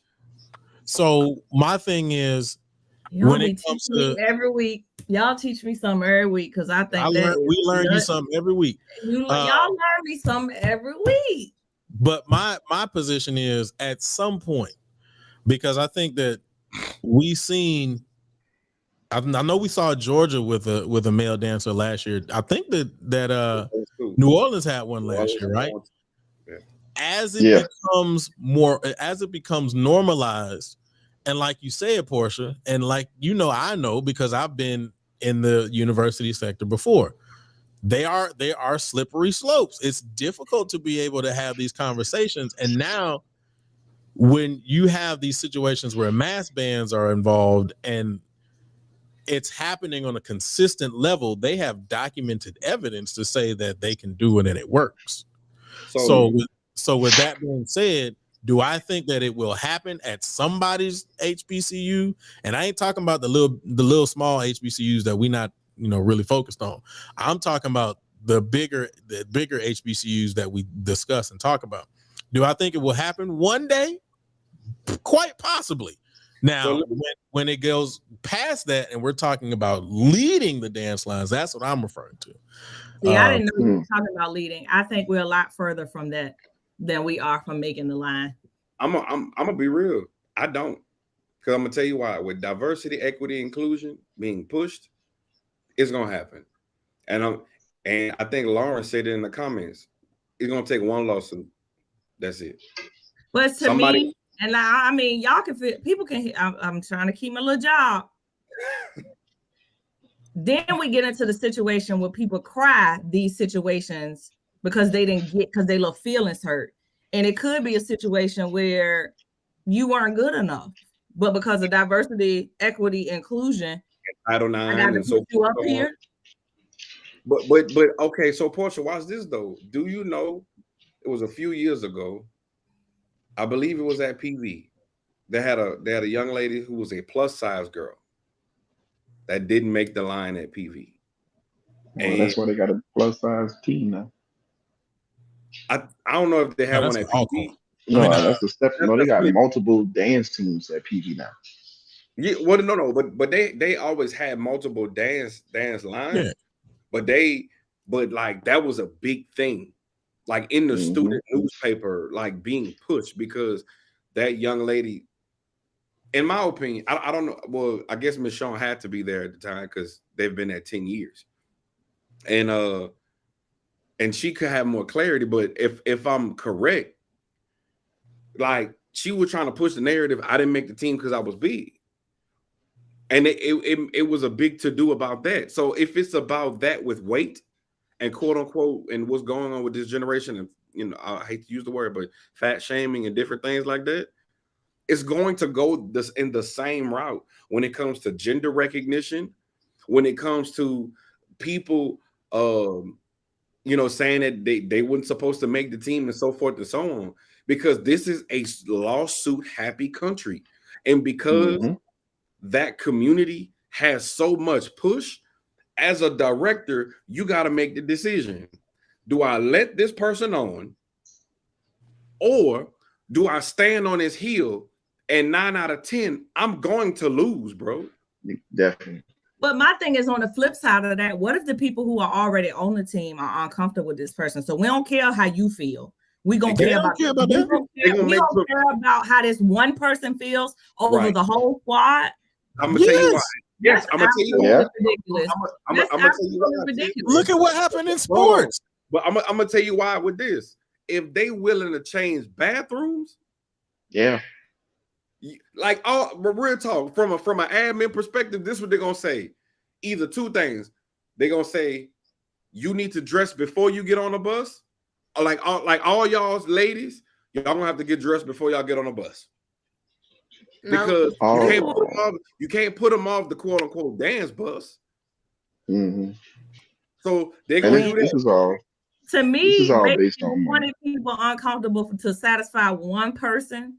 Yes, that's crazy. Yes, I can make you uncomfortable to avoid getting a bigger lawsuit. Your comfortability, you being comfortable, has nothing to do with my financial state and my government funding that's coming in. I would hate for you to. I would hate for you to feel a certain way, but in order to keep this organization going, there has to be some compromise, and the compromise is bigger than the feelings that you have in place. Facts. That's just business 101. It's gonna happen. I hate to say it like that. That's the type of world we live in. To me, that's intimidation to get your way, and you. But it is, and exactly these kids know how to do it too. They know how to do it. Think about even from the secondary level, a kid could say they was discriminated against. It's not a human right if you can't dance and I don't take you and you cry discrimination. It's not a human right. I agree. Can you prove it? But I'm telling you as an educator. Oh, I can. That's why I videotape every audition I've done for the last 3 years. Laugh you want to. And I take the videotape me telling you your results. Don't play with me. I got receipts. And guess what though? But see, you smart with that. The other people, for example, if just say the band director says he doesn't want it. It's not the same argument that they had back in the day. If you can't do what I need you to do to perform on Saturday, you're not an asset to me. So, but I mean that's subjective though, because when it comes down to the court of law, if that person is able to perform, they can dance. You know what this boils down to? This little check that I'm getting off the state don't break my pocket. So if I'm ever in this situation, I have enough in my real life to just say, you know what, somebody else can coach it. But if it's been a band director who's been there 20 years, like hypothetically speaking, let's put it out there. Let's just say Southern don't even have flags. And somebody say,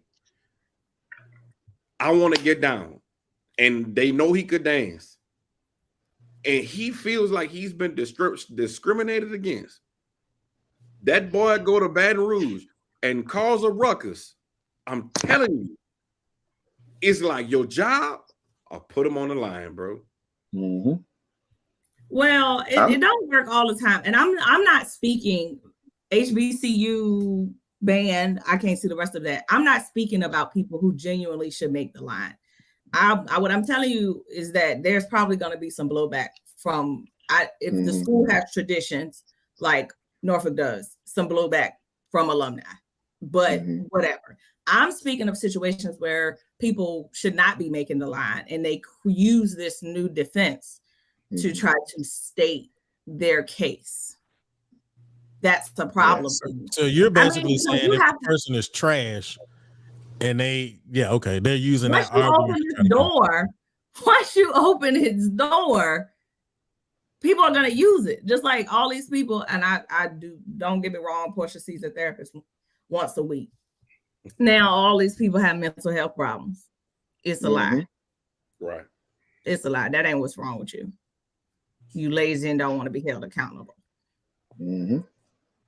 I just think when we start opening these doors, and I just don't believe in making an entire squad uncomfortable. You know, I would hate to have to work all this out. I say there would never probably be a dancing dog guy. And I think that's because of tradition alone. Most people just won't even try to interfere in that and cause problems. That's a good one. What you just I say? wholeheartedly Somebody just said something. It's not all the girls don't make the team. So how you gonna argue? How you gonna all the girls? It's 80 girls tried out for Hot Days last year. 80. It was 60 people that was sick. Mm-hmm. Why you special? But guess what though? The narrative and bad publicity. I'm just seeing what I see. There's presidents. This band comment. I'm not talking about people who can dance. I'm not referring to people who can dance. But like this, don't worry about it. Look, we don't live in the chat portion. At the end of the day, this is the truth. there's college presidents that are being forced to resign due to image and social media aspect. Okay, so let me say this. Mm-hmm. Ain't nobody making D9 take people. Oh, you. Oh man. I hate to say it like that. That ain't true either. We just gonna keep it. I don't lie to you. That ain't true either.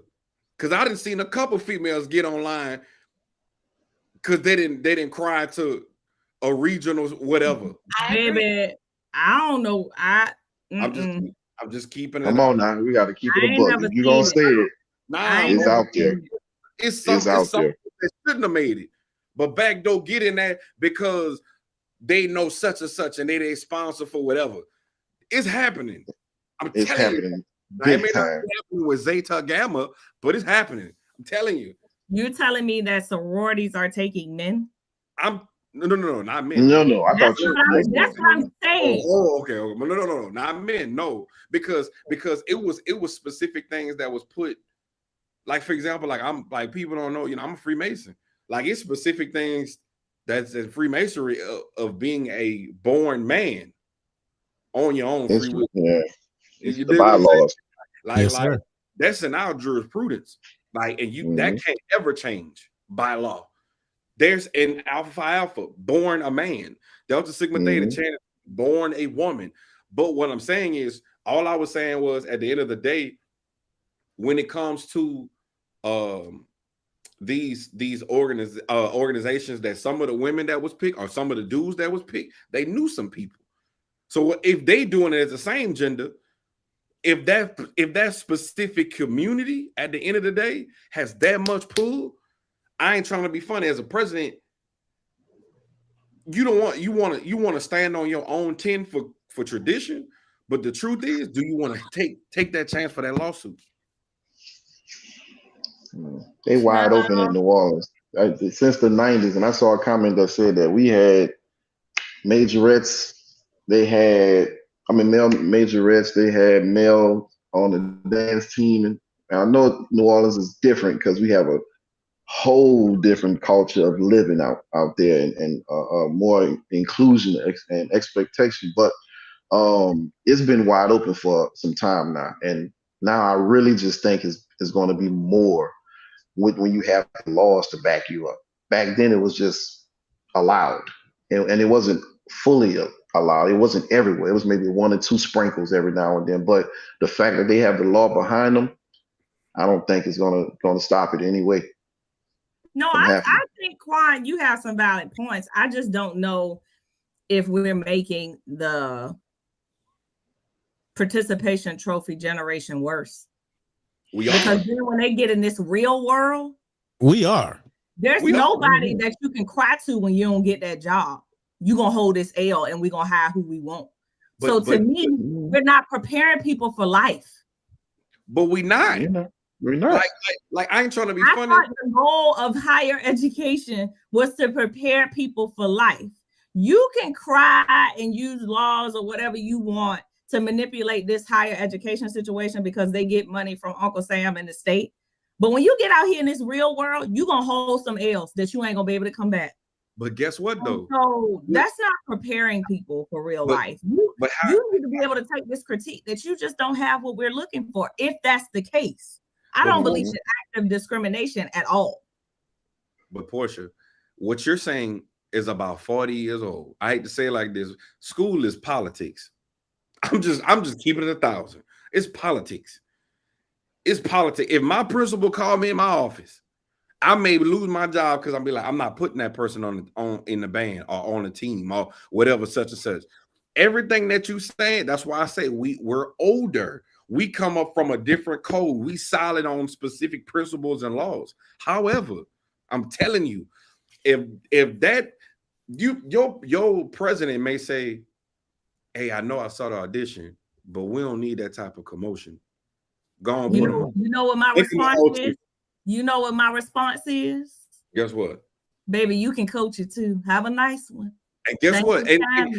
And I hate to say it like that. They'll be like, well, shit, let's find another coach. I hate what's gonna happen though? It's no different portion. It's no different portion than when I always say, for every person that won't, there's somebody who will. Yeah, but whoever it is gonna have to start over because the Silks is rolling with me. So it's gonna be him and no squad. And guess what? I feel him and no squad, baby. Him and no squad. And guess what? I feel you, but no squad, because I don't want to say I'm discriminating. If you trash or you're not to the standard that I need, I'm not taking you, dog. Period. Girl, man, tree, elephant. If it ain't right, it ain't tonight. I feel you. And that'll be my resignation, and that'll be cool. Hey, so let it be clear. Let it be clear. You're basing this off of talentless people, not gender, not none of that stuff. Right.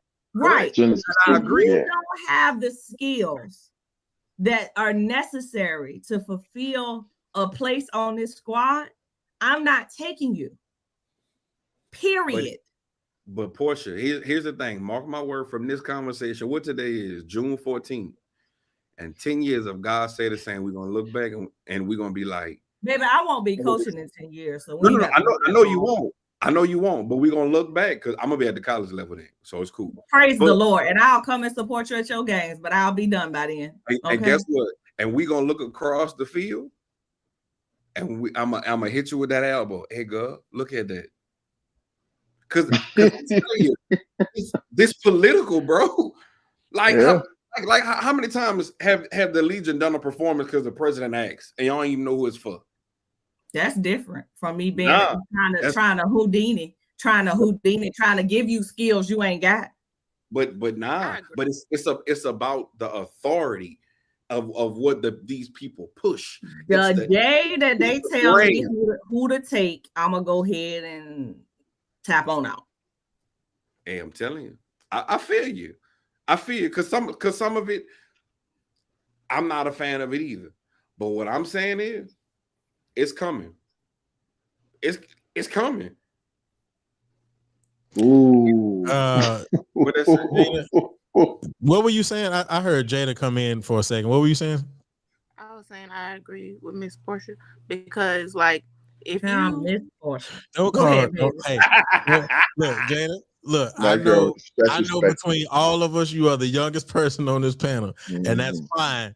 Don't call her Miss Portia. She is out of Miss Portia mode. So just you Portia above 18, right? Yes. It's just Portia. She good. Go ahead, baby. She only 30. But you didn't help because you was like, go ahead, baby. So you ain't help either. I know. That was real auntie-ish. I was saying I agree with, like, it should be based on your technique because, like, if your technique is not there, you're pushing back the team. Now we have to work with you. Now we have to take things out the routine that maybe you can't do. Yeah, or you might get like they might say you discriminating when they cut you out the routine. So if that's the case, and then I'm sorry, how does that affect checkoffs? We ain't doing them either. But I'm gonna be honest. I've heard complaints about checkoffs being discriminatory, and I've heard that in a lot of different places. How? You don't know it. And I'm sorry if a dancer, don't know the routine, you're gonna be able to tell. But if you got a 6-foot pole in your hand and don't know what you're doing, baby, we can see you. We know. So they don't have rehearsals right before performances anymore? Do people not do that? I have checkoffs Thursday. The Silk Snow Thursday is checkoff day. Everybody doing it. Everybody. That's like cuts. Yes. Yeah. Oh, we have them. Because if you don't know it, you don't get know it right. it. Maybe you were sick all week. I'm supposed to put you out there. So my baby is supposed to be on the line, but she ain't performed not one game. Well, I'm not. Let me explain something to you. I explain, and once we get on this, once I have a come to Jesus, once everybody make the squad, I'm not talking to your mother.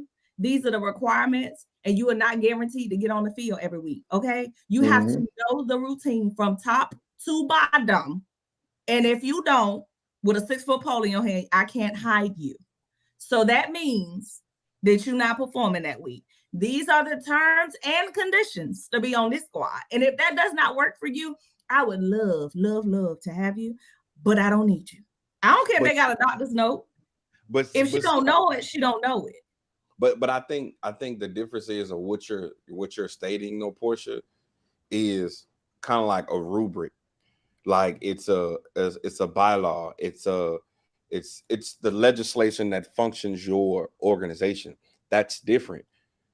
But what I'm telling you is, if people will push the law as far as they can, and once one person breaks it at one university, now will it be at Norfolk? Nah, we already through the Silk Cast, Portia already has determined that.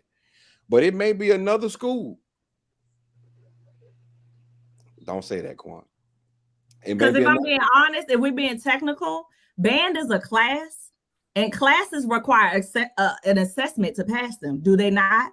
Okay, correct. That's what checkoffs are. Good night. Get out my face. Correct. That's Bye, Felicia. I'm gonna say she took a test to pass all the other classes, didn't it? This her test. She ain't passed this week. Her grades enough. She gonna sit on this sideline and carry this flag bag. Yeah. But did she pass for carrying the bag though? Yeah, she got an A with that. Well, she good then.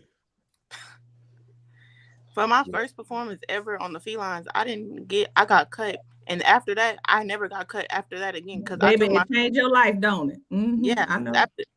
It makes you think like I'm not secured in my spot. So it makes me want to work harder every week. Because what am I like? I just felt like, what am I getting cut for? And I found out what I'm getting cut for. So I'm going to fix it and I'm not going to get cut no more. It makes you want to work. They need to have that mentality all the way around. Everybody competing for a spot on that field. Everybody competing for the spot in the stands. So it just your makes spot ain't never safe. No, because in life your spot ain't safe. It's 50 people applying for the job. One person get it. But again, that's life. So everything y'all saying is real. But what I'm telling y'all, what's real, and there's a metaverse. I'm telling you, we got more people that live in the metaverse, bro. I'm telling you, that I get so much pushback even with my band program. You know what I'm saying? Like, it's real. Like, I know. I couldn't coach in high school. These kids will justify and lie and blame and give you sob stories, but want the reward. Excuses. You feel what I'm saying? But at the end of the day, you got to stand on your heel. But when it comes to this legislation, flag dude from fam march at Norfolk, it's a Spartan guard. Don't live in the comments. Okay. Because I saw it and I wanted to, but I was just like, I'm okay. Because I wanted Quan. Oh, too. Go ahead, Quan. I'm sorry. But you good. Because when you turn up, you can't turn down Portia. That split gonna go. All I'm saying, at the end of the day, bro, I feel what you're saying, but these kids know, because the real stakeholders is the power in the kids. Yeah, and these presidents know that. These principals know that. If they push the envelope and them kids leave, not only won't you have a job, they not have one either. So you're not gonna take the butt off of his bread because you don't want to put Lily in the such. That's what's going on in education, and the kids know that, bro. I'm just telling you what. I also feel like what the question say, men can be in it, And like the girl, I just feel like we have to talk with the team before, like the team that's current before, to see if they're okay with it. Because Yeah, I think you should consider all parties.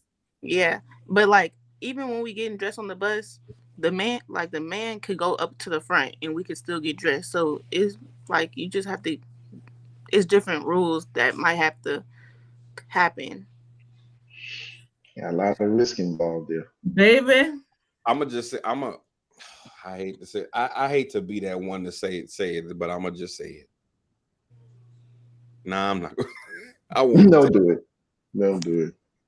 Nah, I ain't gonna say it. I'll say it after. That's y'all this life we living. This life we living, guys. I just wouldn't want to have to make these hard, tough decisions. I always say I wouldn't want to be a band director. I wouldn't want to be a college president. But the day that I am not able to pick the squad that I have to coach, is the day that this is no longer for me. And I would be okay with that, Okay. All right. I did have one more question, and the other part about it was Simon was trying to rush home. He was in his car. He was trying to get here or get to a stable place so he can get in. But I did have one question. Jada was talking about her situation of being cut and gave her a reason to want to continue to come back. When we revisit this conversation, not necessarily even the lead thing now, but just the conversation of the male dance line or the male dancer in the HBCU world and all of that, you get a dancer who didn't do well, who did poorly in his audition year one, find out what he did and came back and he's better. Then what? Let him join. You audition again. Yeah. Simple as that. He's better and he auditioned. So he auditioned, he got better, and he's made the line. What you're saying? Mm-hmm. If he has the technique and whatever needs to be on the team, then is no if ands. Like they can't do nothing about it. But a lot of teams don't even let guys be on the team anyway. So like until that rule changes, then it can't be done. Nothing, like you can't even go to the audition. Because I know some of my guy friends that dance really good and they can't be on no HBCU team. So it's really like, I think that's like I don't know that that's a real rule. Yeah, I don't think it's a real rule, but it's like they know if they go to the audition, they're not gonna make the team. True. 9 out of 10, they won't even know when it is. Now they'll know. No, they know. They know before you. Flyers out now. I didn't want no flyer. You just had to come to the band office and ask what was going on. Your approach is like D9. Most people don't even know where. Now when we was not now. Not now. It's all kinds of flyers. I was an undergraduate advisor. It's all kinds of stuff. You got to put everything on the internet. Damn. Because we had to find that thing inside a tree. Back in the day, you could not. Everything has to be publicized on social media through the university. They send out email blasts. It's a whole thing. Because you can't discriminate. That's why you got to put it out. That's why. And that's the thing. No, go ahead, Quan. No, I'm just saying that's why people got to put it out. Like now with Greek life and different things like that, it's because you can't say, well, I didn't know about it. He was deliberately, not giving me. And that's why it's even like some we call them smokers, us, but that's why it has to be public knowledge.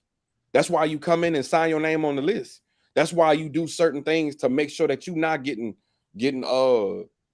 what's the word? So that you won't get sued on a back end, because everybody is in their feelings about not making it and they feel entitled to the organization. That's why I'm saying it's going to be sooner than later, because at the end of the day, nobody want to pay that money. And the other thing about it, man, that just kind of popped in my head and real talk, this is something I thought about for a while. Jada said something about the rule as though people, I don't know what, as soon as I said it, she popped out. Anyway, but the rule that the guys know not to do it.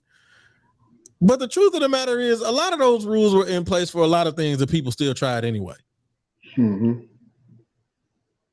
And so, because I was in a point, in an aspect, in a thought process that, and I'm gonna bring it back to the Greek life for a second. We know other people from other genders have tried. Yep. But we also know that the written and or unwritten rule is it just ain't gonna happen, but you still gonna try. Mm-hmm. So I agree it was that a it's whole gonna thing. happen sooner or later, because like y'all said, it's really an unwritten rule. Mm. But at some point, somebody's gonna try. And not only are they gonna try, they're gonna be good. And not only are they gonna be good, but then at some point they're gonna try, be good, fail, come back and try again and be better. What's gonna be your argument for an unwritten rule? Then what? And let's add how people put their stuff out there. A person will mess around and be like, "Hey, this was my audition," and if it get enough traction, and when you get media behind it, go viral. But my thing is, that doesn't matter because you don't know what other talent I took. We ain't posting all the auditions. I agree with that point. But you know for a fact, if this dude get 20,000 views from this is what he tried out, and he go online and he say, I didn't make the Silkettes. I'm just, because me and you talking, I didn't make the Silkettes and such, and you get 40,000 people, and then you get that whole community to back him. Backlash to the organization. I'm just telling you what it is. Mm. Like, you my round, Portia, because you willing to die on that hill. I feel you. Yeah, I ain't making enough to take on this bullshit. I'll say that right now. I feel like, but think about the band director that. Now That's this all somebody else's problem. But I'm just saying, like, but think about the band director. That's all he got, and he already making 60. He already making 60. What can you do? I think that conversations like this, and we've done this before, but conversations like this are ongoing process. I don't want to have it no more because I mean, y'all done taught me some stuff tonight, and baby, I just needed to have a resignation letter on my way. Yeah. I mean, but let's be real, Portia. Let's be real. Let's be very, very honest, right? This kind of stuff ain't gonna happen between the six because we got the guards. That don't mean nothing. If we saying people can pick what they want to, they could say, I don't want to be over there. I want to be over here. Yeah, that's true. That's true. But no. Not. I'm sorry. This is only specific to Norfolk at this point. Not with the Silks and the guards, because there's not a different. Well, besides the uniform. Unless the Silks are so vastly different than what I remember, because the Silks scared the hell out of me. They're not when like I that was in school. anymore. They're nothing like that anymore. Yeah. All right. Well, I will introduce you to them in Houston. They're really, really sweet girls. I mean, no, conversing with them on a normal basis are sweet. They've always been that way. But when you inside that band, they a different beast. So as again, me as a rookie, I was scared of the Silks. They're not like that anymore. Wow. Okay, well then your argument, I guess, will stand. I've been trying to give Justin time to get in. That's another reason why I just let y'all go. But we have hit the 2 hour and 21 minute mark. And for me, I know that's about time to get ready to shut this thing down. So I'm gonna say this, Justin, as we are getting ready to do our closeouts, if you can slide in here, pause, before we get out of here. Oh my God. What? I just wanted to make sure I put it out there. If you can slide, if you can, I ain't gonna say that. if you can get in, pause. Never mind. You can log If you in. can make it before we are done with our closeout, Simon, Yeah, you I'm know here. where to join us. Everything just came out bad. So Bless with your presence. yeah. Because I know that he had a lot to say, specifically not only about the mass bands and stuff like that, but I think he has some stuff to say about the last topic. Let me see if I can pull him up. Let me see if I can bring him in. Y'all don't counsel me. I'm not saying not to take people. That's not what I'm saying. They That gotta is be what you good. said. Yes, That ain't what I said. They gotta be good. Talk. We can hear you. You hear me? Yes. Yeah. Hey, Simon. I'm driving, man. I come from a football game, but man, it was so much stuff I wanted to say earlier. But listen, all right. So the last time, let's talk about that because I know the mass man. Y'all don't want to hear what I gotta say. But Quan was saying a lot of stuff. Quan, what you was missing is like I get the whole, you know what I'm saying, like they could draw a case and this person gets so many views for their video and get a case behind them, they probably can push their way through. But that's happening already, Quan. But listen, you can give them a fair shot to try out. You just don't gotta pick them. You know what I'm saying? That's what's happening on a lot of these squads. You know what I'm saying, dudes are trying out, and y'all was like, what team have a male dancer? Now he's not leading, but Elizabeth City has a male on their team. He leads sometimes, if I'm not mistaken, but they definitely have a male on their team, and they made a big deal about it this year. But he went successfully. So like, it's ways around it that like we still can, you know what I'm saying, that people still can like, you know, shun these people out there trying to get in the organization. You know what I'm saying? It sucks that you know what I'm saying, that they'll get they probably won't get a fair chance, but sometimes some stuff is what it is, and even some things like you said is an unwritten rule. Some of these teams have say all female dance team. And if you're not a female, you know what I'm saying, you possibly just can't make the damn team. And you probably hold on, Justin. So my question is, sorry, Simon. My question is, what happens with the situation if they say they saying it's an all female? What happens if they identify as a female? I mean, in Portia, I don't know what happened in that case, but I can tell you what's gonna happen. They're gonna let them try out, and they're not gonna pick them. And then I don't care how you put it. The same way you just say Portia, you don't know what type of talent they're judging off. You know what I'm saying? You might have all they're gonna say you just might have wasn't they fit. You know what I'm saying? It's crazy that I'm gonna segue this to Summer Band. You know what I'm saying? That's one thing that, you know what I'm saying, that like, you know, that Summer Band gives people a chance to do. 2 years ago, New Orleans All-Star, we introduced the males to Summer Band dancing, if I'm mistaken, and that was the thing that they could do. They could feel welcome. That's what Summer Band. That on a Summer Band topic is certain things that like you just can't do in the fall that you can do in All-Star Band, and we just like it. You know what I'm saying? Like, you know, just the bucking, the damn off the wall. I'm gonna just say cursing too. You know what I'm saying? It's raw. It's the culture of band that we talk about. And then I was saying earlier, we gonna y'all test on it, but y'all didn't like go where I was going at. We're not gonna act like a bunch of these some bands not really kicking a lot of these college bands ass. And then I can firmly stand on that. Is besides the elite, a lot of these schools wouldn't touch them. Like Luke said earlier, it's some songs that's like it's bleeding over the All-Star Band, but that's bleeding over the college. But it's some songs these college bands ain't touching because they know the All-Star Band did a damn good job on it. You know what I'm saying? And they don't want to get compared. That's everybody get compared. You know what I'm saying? So just between that's one of the things that All-Star Band does. Like, you know, for people, and it's so many opportunities, and it's fun. Time to release. I wasn't saying that, you know what I'm saying, the intonation and all that stuff is not important, but at the same time, it's almost like slang. You know what I'm saying? I know what I'm saying. I know what I'm saying, Earl, Curl, Fur. I know it's boy, call you oil, but I'm saying it in a slang way. It's the culture. I just want the people in the comments and like y'all to stop acting like y'all ain't from like these places. Y'all don't know what culture is. You know what I'm saying? Like, we are not college, and stop thinking that it's college, because at the same time, if we had some of the same amount of time, Luke, yeah, I'm saying it, some of the same amount of time as these colleges have to prepare, we're gonna have like 2 to 3 weeks for real, a month at the max, and that's 2 days a week, and we pulling off amazing things. So you really can't expect. You have to look at it with a curve. I get it. You know what I'm saying? And so you the first thing you do is compare it to generalized music. Okay, I understand that. Do what you want to do, but also when you're comparing it, compare the stipulations that we practice outside. We damn near probably practice what we could. You know what I'm saying? We just started to get recognition. That's why I love what Georgia doing now, because I physically watched Georgia struggle. I watched Georgia struggle from the time that they had 20 people in that thing to 50 people.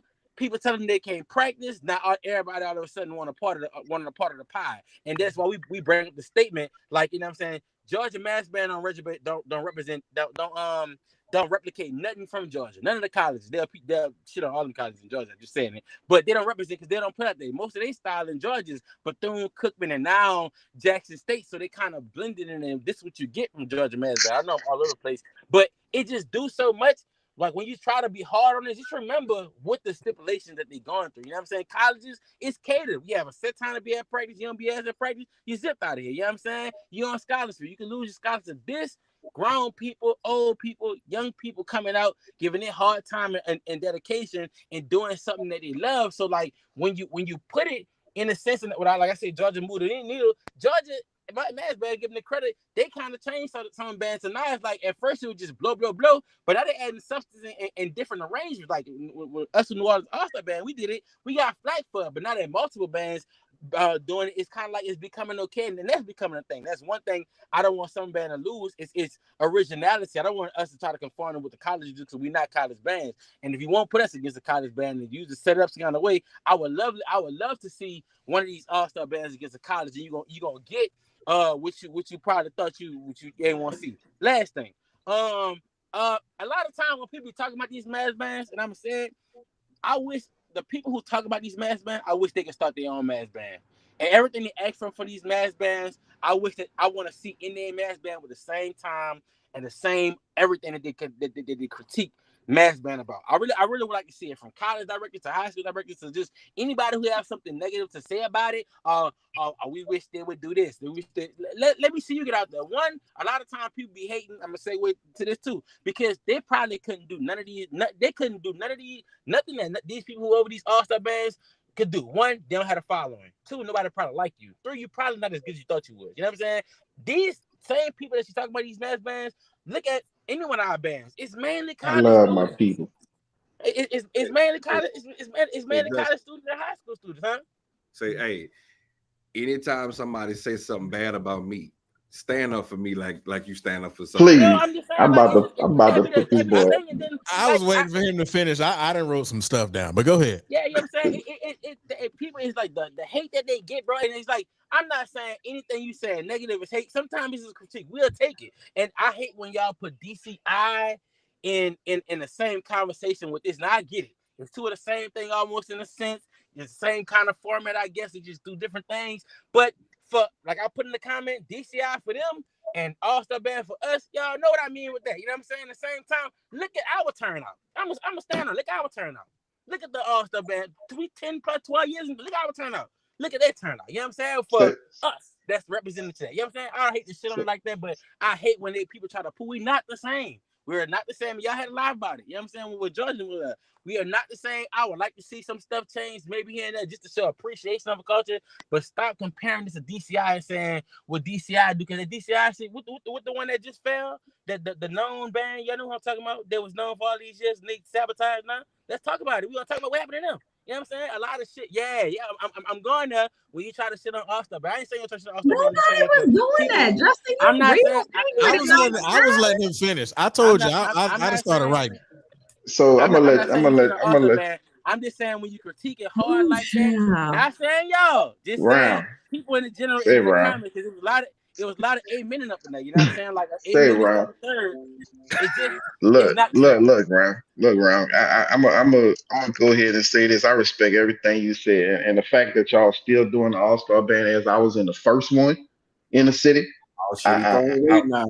Yeah, you heard me, because y'all got that because of what we had to go through and express. So I'm happy y'all still have the same energy that we had, because I ain't gonna lie, we felt like we was dominant when we was doing it. You feel me? What year that was? You was in that first 2001. 99. We was in 99, 2000. 99, 2000. Compare that one too, because that was literally all high school. Y'all were just goons or whatever, but it's not. We were goons in that. They was trying to put us. They was trying to put us against Southern. They was trying to make the arrangement and everything. It was just that serious, and I would say at least 80% of the band wound up going to Southern anyway. So that's a whole nother story. But the fact that y'all still doing it and have the same energy that we had is a blessing, and I'm happy for that. At the same time, there is no comparison to the All-Star Band situation, and I wouldn't want to compare that to any other thing in the situation either, because they would put us in Kennedy, bro. Like we had to go after practice.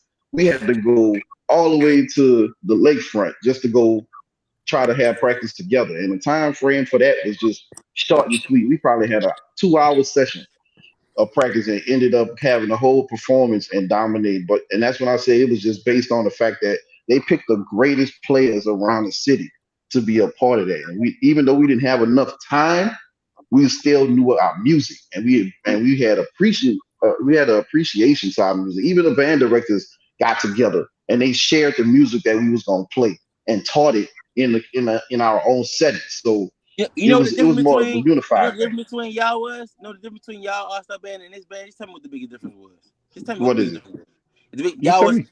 Y'all was the kids. That was a high school version of that. You know what I'm saying? Yeah. Y'all, Yeah. and y'all, that mean you had to report to somebody's school, you had to follow somebody's rules. Even though still you had a band director telling you to do. This All-Star band is different. And I respect them from New Orleans. I respect that All-Star band that y'all had. But what y'all did and what they're doing is not the same thing. You know what I'm saying? This is different. We have adults. You want to come play, Quan come play. It's different. You know what I'm saying? It's not. We don't have to follow no rules besides the people who over it. You know what I'm saying? So even when you saying band directors getting together and practicing this music, yes, that's a structure y'all had to follow. With this, we do the same thing. I'm not saying y'all hating on All-Star band. I'm just saying sometimes, like, if you say something, maybe people in the comments or people in these groups that find so much wrong with what we doing, it's not what you want it to be. It's not. Don't compare this. Don't think about high. Don't think about college, and don't think about whatever it is. Now, granted, when y'all talk about intonation and stuff that just musicians know, I'm never gonna say nothing about that because you may be right and you may have a point. But at the same time, you know what I'm saying? Just remember, what are you comparing this to? So that's just what I'm saying along that. So let me I'm gonna just go up my list here. So first of all, I want to make sure I reiterate this, that I said this earlier, that there's no comparison between DCI and mass band. You just you can't compare it. I want to make sure I restate that, because the level of preparation for DCI is completely different than the level of preparation that it takes for a mass band. So I want to make sure that, and I'm going to say this now, if somebody else comes on the show and they decide to do that or whatever, or somebody does that in the comments or whatever, that's fine. But me, Luke, on this show, I am not going to compare the two in that arena. I'm just not. The other thing is, one of the things that I'm really finding very interesting is the level of fervency that people, when it comes to the mass band sector, come with when defending something that you put out for the masses. That doesn't make sense to me. The reason why is because you put it out for the masses, which means that you and I both know that if anything, if you put a movie out there, it's going to get critiqued from top to bottom. Do you expect the producers and the directors and everybody else and the writers to come out and try to argue the fact that, well, we did, we had this and we didn't have that and we had this and this is what we do and this is part of the culture and this is how we make movies? No. The truth of the matter is, if you put it out there for the masses to see, and we've said this on multiple occasions, somebody in Arizona could be watching it and somebody in Timbuktu can be watching it and have no idea as to what the culture is. Yep. And if that's the case, then you should be prepared for the critique and understand that it's coming. And instead of always trying to fight and argue, just be like, all right, cool. It is what it is. And move on. Because like you said before, mass band ain't going nowhere. I know that. I recognize that. So if I recognize that, then guess what? You, not you specifically, but as the mass band culture should realize, if I'm putting it out there, it's going to get critiqued. And if it's going to get critiqued, I need to prepare my mind, heart, body, and soul for it. It just is what it is. Now, let me keep going up. Earlier, I said there is a difference when you all talk about time and mass band between practice and rehearsal. That is my biggest thing. Y'all talk about time all the time, which again, I have not been specifically in the mass band sector, so I don't know what that time looks like. But what I do know is there's a difference between practice and rehearsal. And with all the technology that we have today in this great world that we have, for me, in my personal opinion, now this isn't a personal opinion for me. If you have X amount of kids, whatever, who have physically signed up to be a part of this, there was no way that you could have had the music prepared prior to. When the kid comes or when the kid signs up, you can email it to them, text it to them. They have new programs called Beam that's through UDB that you can use. There are so many different opportunities to get the kids the music so that when you, oh man, he tipped. But anyway, I'll keep talking. He can probably hear. But there are so many different types of avenues and ways that you can use to get kids and people the music prior to, so that when they show up, you're not practicing, you're rehearsing. Listening to Jermaine say what he said, to me is a different situation than what you're dealing with today, because your band directors or the directors shared the music, and then y'all were able to work on it in y'all personal spaces, which means that you all found a way to work on it before you got to rehearsal. My thing is, with the technology today, you can practice it at home and rehearse it when you get there. So I hear those conversations about time. And for me, again, I ain't never been in that space before, but I have practiced in unsavory or rehearsed in unsavory areas. And I know that you can get a lot of work done in 2 hours if you are coming for rehearsal and not practice. Can you hear me? Yeah. Right. Final thing. My final thing is this. I agree to some extent that there are some HBCU band programs out there that may not sound to the level of what some of these mass bands sound like. Absolutely agree. That is a non-deniable state or statement. My question to anybody who poses those same thought processes are we talking about the big, I think, what are we talking about? 5?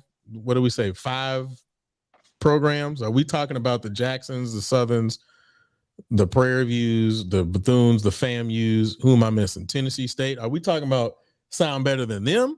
Or are we talking about sounding better than Tuskegee?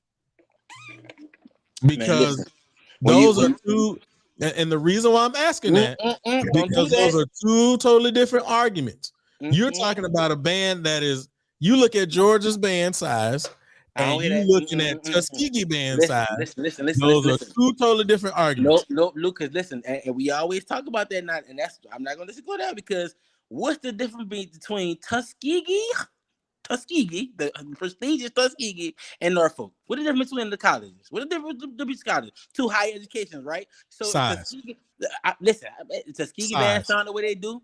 Tuskegee band sound the way they do, and Norfolk sound the way they do. They battle. I say, is it okay? Size. What they do?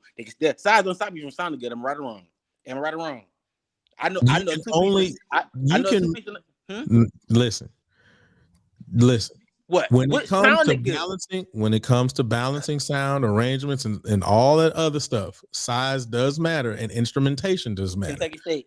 When you get Kentucky State is mostly brass. Man, Kentucky State size. They're smaller than the Southern. They're smaller than Jackson. Smaller than. But Kentucky State is mostly brass. Man, they get like come on, 5 look, I feel like you're giving an excuse for them for the smaller bands. I'm telling you, a smaller band. I'm not.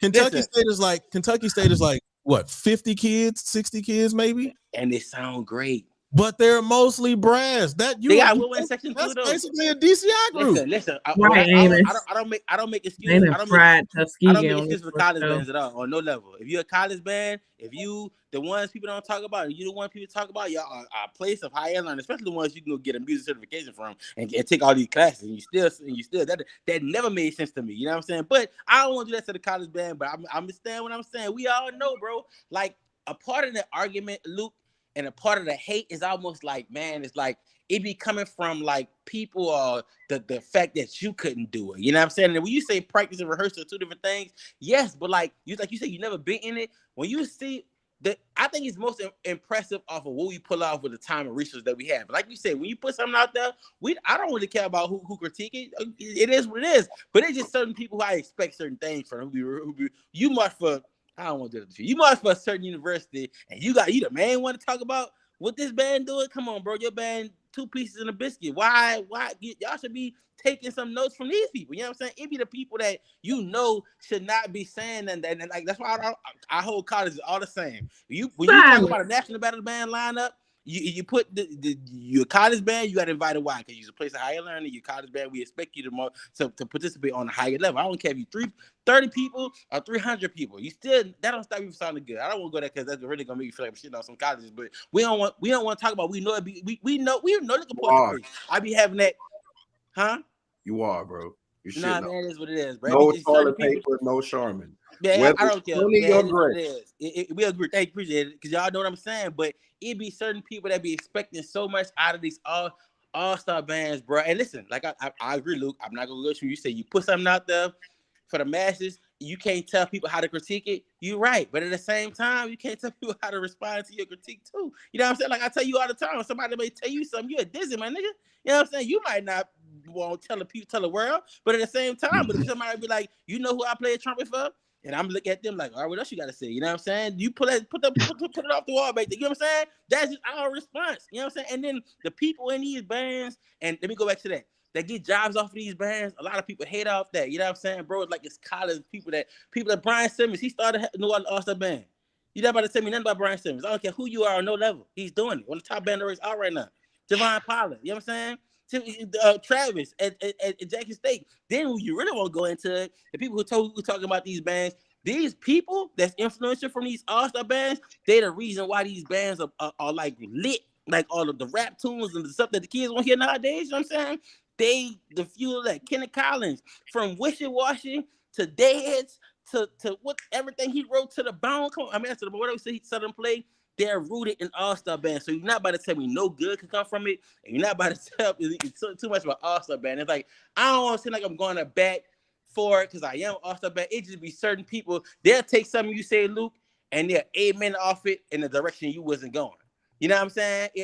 And that will make you mad. Who you mad for, bro? Like, come on, man. Like, not you, not y'all. Y'all not the ones who can sing. I ain't gonna say that, bro. But nevertheless, back to what we saying. The males and the dance team, all-star band gives them this outlet. You know what I'm saying, to be able to do that. I appreciate that, and I think like Taquan, when they try out people, if they don't make it, they just don't make it. But at the same time, it's messed up. Now I do see you may have a case here and there where somebody might pull up a damn case of why they're getting discriminated against. You know what I'm saying? They may not win. You know what I'm saying? Or they may win. But I don't know. We'll cross that bridge when we get there. But I don't know. Just so much. This is a great ass live, Luke. I'm just, I guess I'm saying this, Luke. Smith.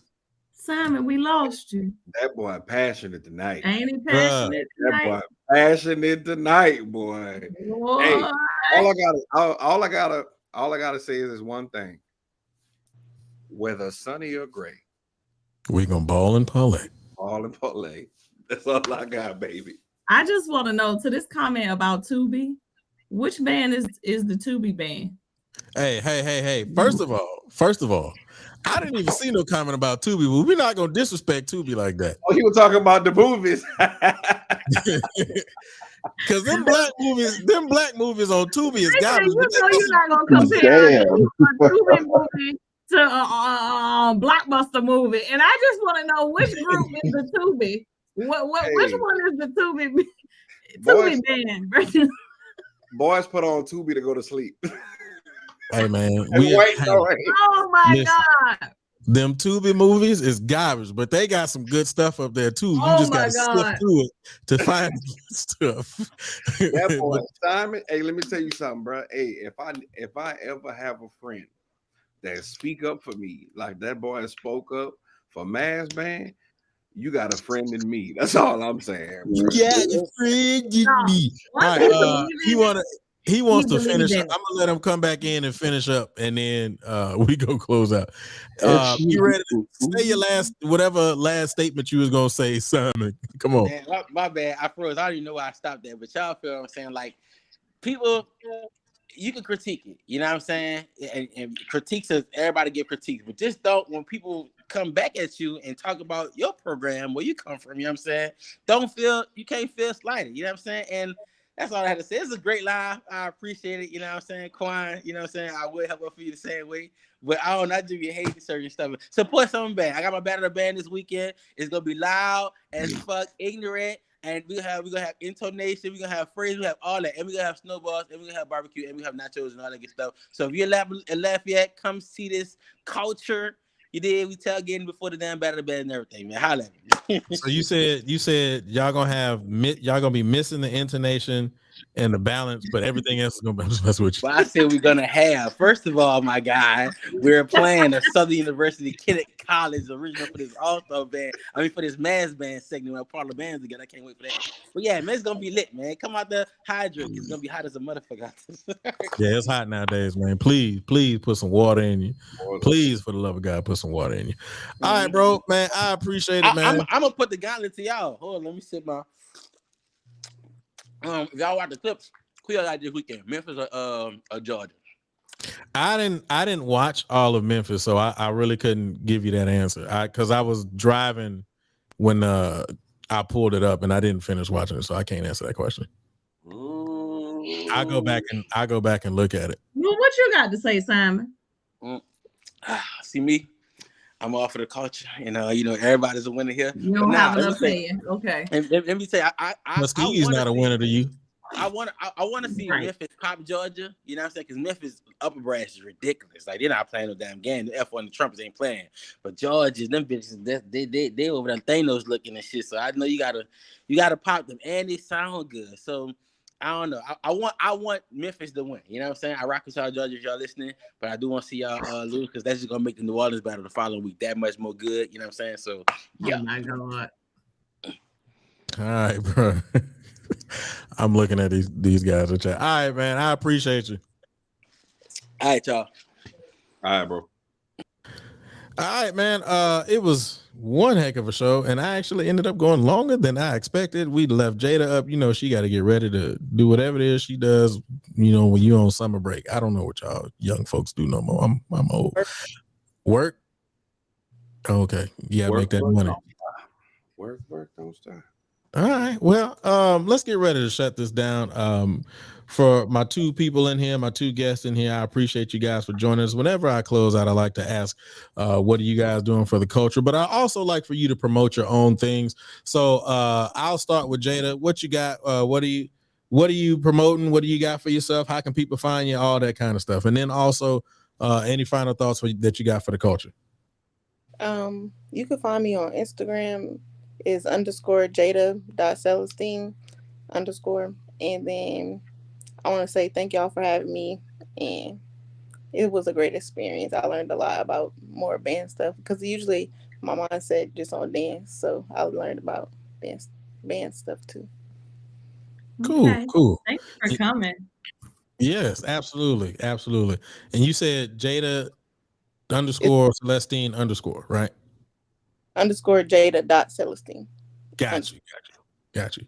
All right, cool. All right, Jermaine. Man, I appreciate you, brother, for coming on, man. Go ahead and tell us where they can find you and also what you got for the culture. Yeah. Again, I appreciate you too. This platform is awesome. I really didn't even know it existed, man. And thank you, Quan, for putting me on and letting me know about it. I will be tuning in more often. You can find me as well on IG, Shop Student Union, student without the Y, without the vowels. So, and I put it in my name so y'all can see it. If y'all need anything, trust me, I got your back and make sure everything get done as it should be. For what we doing for the culture, we constantly doing things in the community. I actually have some programs where I teach individuals on how to even start their own printing business. So if you're interested in learning how to print, how to embroider, all that type of stuff, your kid want to learn how to sew and all those type of different things, just hit me up in my DMs and I'll make sure they get started. I can always use some interns with all these projects we got. So, but anyway, we're looking forward to more progress with what we have going forward and a lot more growth. In New Orleans, my people in New Orleans, I know we have a little low end on resources, being that we have some wholesale options for us. We're getting ready to open up a shop down there for our HBCUs to get new products, and also for people who actually want to start their own business and need just supplies. We're gonna be out there selling that type of stuff soon too. So just keep it locked. You're located where? Where's your home base right now? We're in Spring. Okay, all right. That wasn't me that time. I'm sorry, I didn't know we can come on like that. All right, cool. And the reason why I asked is, I'm from the city. And I just remember back in the day we had a lot of, not New Orleans, Houston. But I was wondering what city you talking about. No. Quan look too. Quan, you know where I'm from. But no, back when I was in school, man, we had a lot of options to go to places. And I was in a high school frat at the time, so that during that time they were servicing not only the D9 and the Mason organizations and so on and so forth, but they were also servicing high school groups. And so there was a place in Sharpstown Mall that doesn't exist anymore, but it was called the Magic Within. And then there used to be a place over by TSU. I forgot the name. I think it was Burning Sands. Burning Sands. Yeah. Is it still there? Burning Sands. No, I don't think so. But they have everything is more e-commerce now, man. Yeah. They have line sisters over there though. Yeah. So I'm glad to know that there's a place like you in the city, man. And so I want to make sure that everybody supports him, not only because of the fact that he's a brother of Alpha Phi Alpha, but is a black-owned business, like Quan said at the beginning. So we want to make sure we support him, keep this brother in business, man. And I know we all got needs. You're in Houston? Well, yeah, we're in Spring, but that's right outside of Houston. Okay, well, when I come down, I'm gonna have to get with you, because if I can pick up my stuff when I come down for the Battle of the Bands, he'll be there with us. He'll be there. I'm gonna be there. Yeah. Okay. I'll bring it with me. I don't know, my Zaytonalia is real lax right now, so I gotta try to get right. So yeah, I'm gonna holler at you. All right, love. You got 748 pieces of Zaytonalia, and you mean to tell me you are low on Zaytonalia? I know you're gonna man your own business. She don't have nothing from Student Union though. Jesus. There you go. See, there you go. Put up your business. Hey, don't be getting on me like that. Anyway, Portia, any final thoughts? Anything you got for the culture? I got so much to say. I'm trying to figure out where to start. Started from the bottom, now we're here. What I'm gonna say is I don't believe in any form of discrimination. I'm gonna make that clear. But if you want to be a part of a higher level of marching band culture, tighten up your craft. That's all I'm gonna say. Good is good and bad is bad. And it's not personal, it's a learning experience. Because this is how life works. Bring be all right. At least over here. I can only speak for the institution for which I work. That's it. Bring your A game. All right. It's already been brought. You know what? You get on my nerves. You get on my nerves. Oh man, that's funny. I just want to say this one more thing. I'm gonna be so sad because we're not gonna be able to hang out like we did last time. Yeah, we are. No, we're not. We are. I have to work. Once it's over. Once you done. Once them kids is in that room, oh yeah, Portia coming out to play, baby. You know what I'm saying? It's a wrap. I'm not fooling with y'all like last time because I got to get on a plane and get back to Virginia. They got you to that plane. Yeah. You're gonna be all right. You're gonna be asleep on a plane. Right. As soon as you get it's a wrap. I'm not doing it. Portia, your wig slipping. Oh my bad. Oh no, it's not. She's a cute honey. Oh yeah, she ain't. It don't matter because she's about to come off anyway. She's gonna show them Cleo daddies. Quan, any final thoughts? Anything you got for the culture? Man, what I do want to say is this: I don't want anyone to misconstrue that we're not against mass band. Like I want everybody to understand we're definitely not against mass band. I think, but we are proponents of Black excellence. That's including ourselves. So we're not telling nobody, no, don't go out there to support Justin's endeavors and event this weekend. Go support. If I want to take a road trip, I may just roll out there and do that if I feel, up to it. But the truth is, everything that we put out represents us, good, bad, or indifferent. And we have to just be mindful of that. I know we kind of was like throwing shade on Tuskegee, but there are certain things that affects that program as well. Because it was at one point that program was pretty fire. You know what I'm saying? And honestly, give that young man grace, because I think this is his first or second full year. I think second coming up. Also, there's other universities and colleges that are trying to push the culture in a positive way. Simmons College is another one. Wilberforce is another one. Florida Memorial, that program down there is dope. Florida Memorial is great. And then, honestly, back in the day, Edward Waters, if they would have had the support that they needed, there was a really good sounding band. Nevertheless, that's what it's about. What I do recommend that these mass bands do, after you get your nonprofit and all that good stuff, I keep saying this, start connecting with the fine art directors within the district, and then propose what you're going to bring so that you can function all year round like these DCI groups, and have these specific camps so that at the end of the day, you can push the narrative in a positive manner, and then have those clinicians and then master teachers to come out. At the end of the day, bro, it's doable. And I think both worlds can meet and find a happy medium. And even if they don't become a happy medium, people like what they like. Some people like that. Some people don't, and that's okay. We also have to be able to disagree and not be World War III. You like what you like, I like what I like, and that's okay. As Mario said back on the earlier episodes, you can disagree without being disagreeable. Right. Yeah. Right. All right, man. This has been a really, really, really dope episode and a great show. Jada, again, I want to thank you for coming through. Don't be surprised if I hit you up for something else.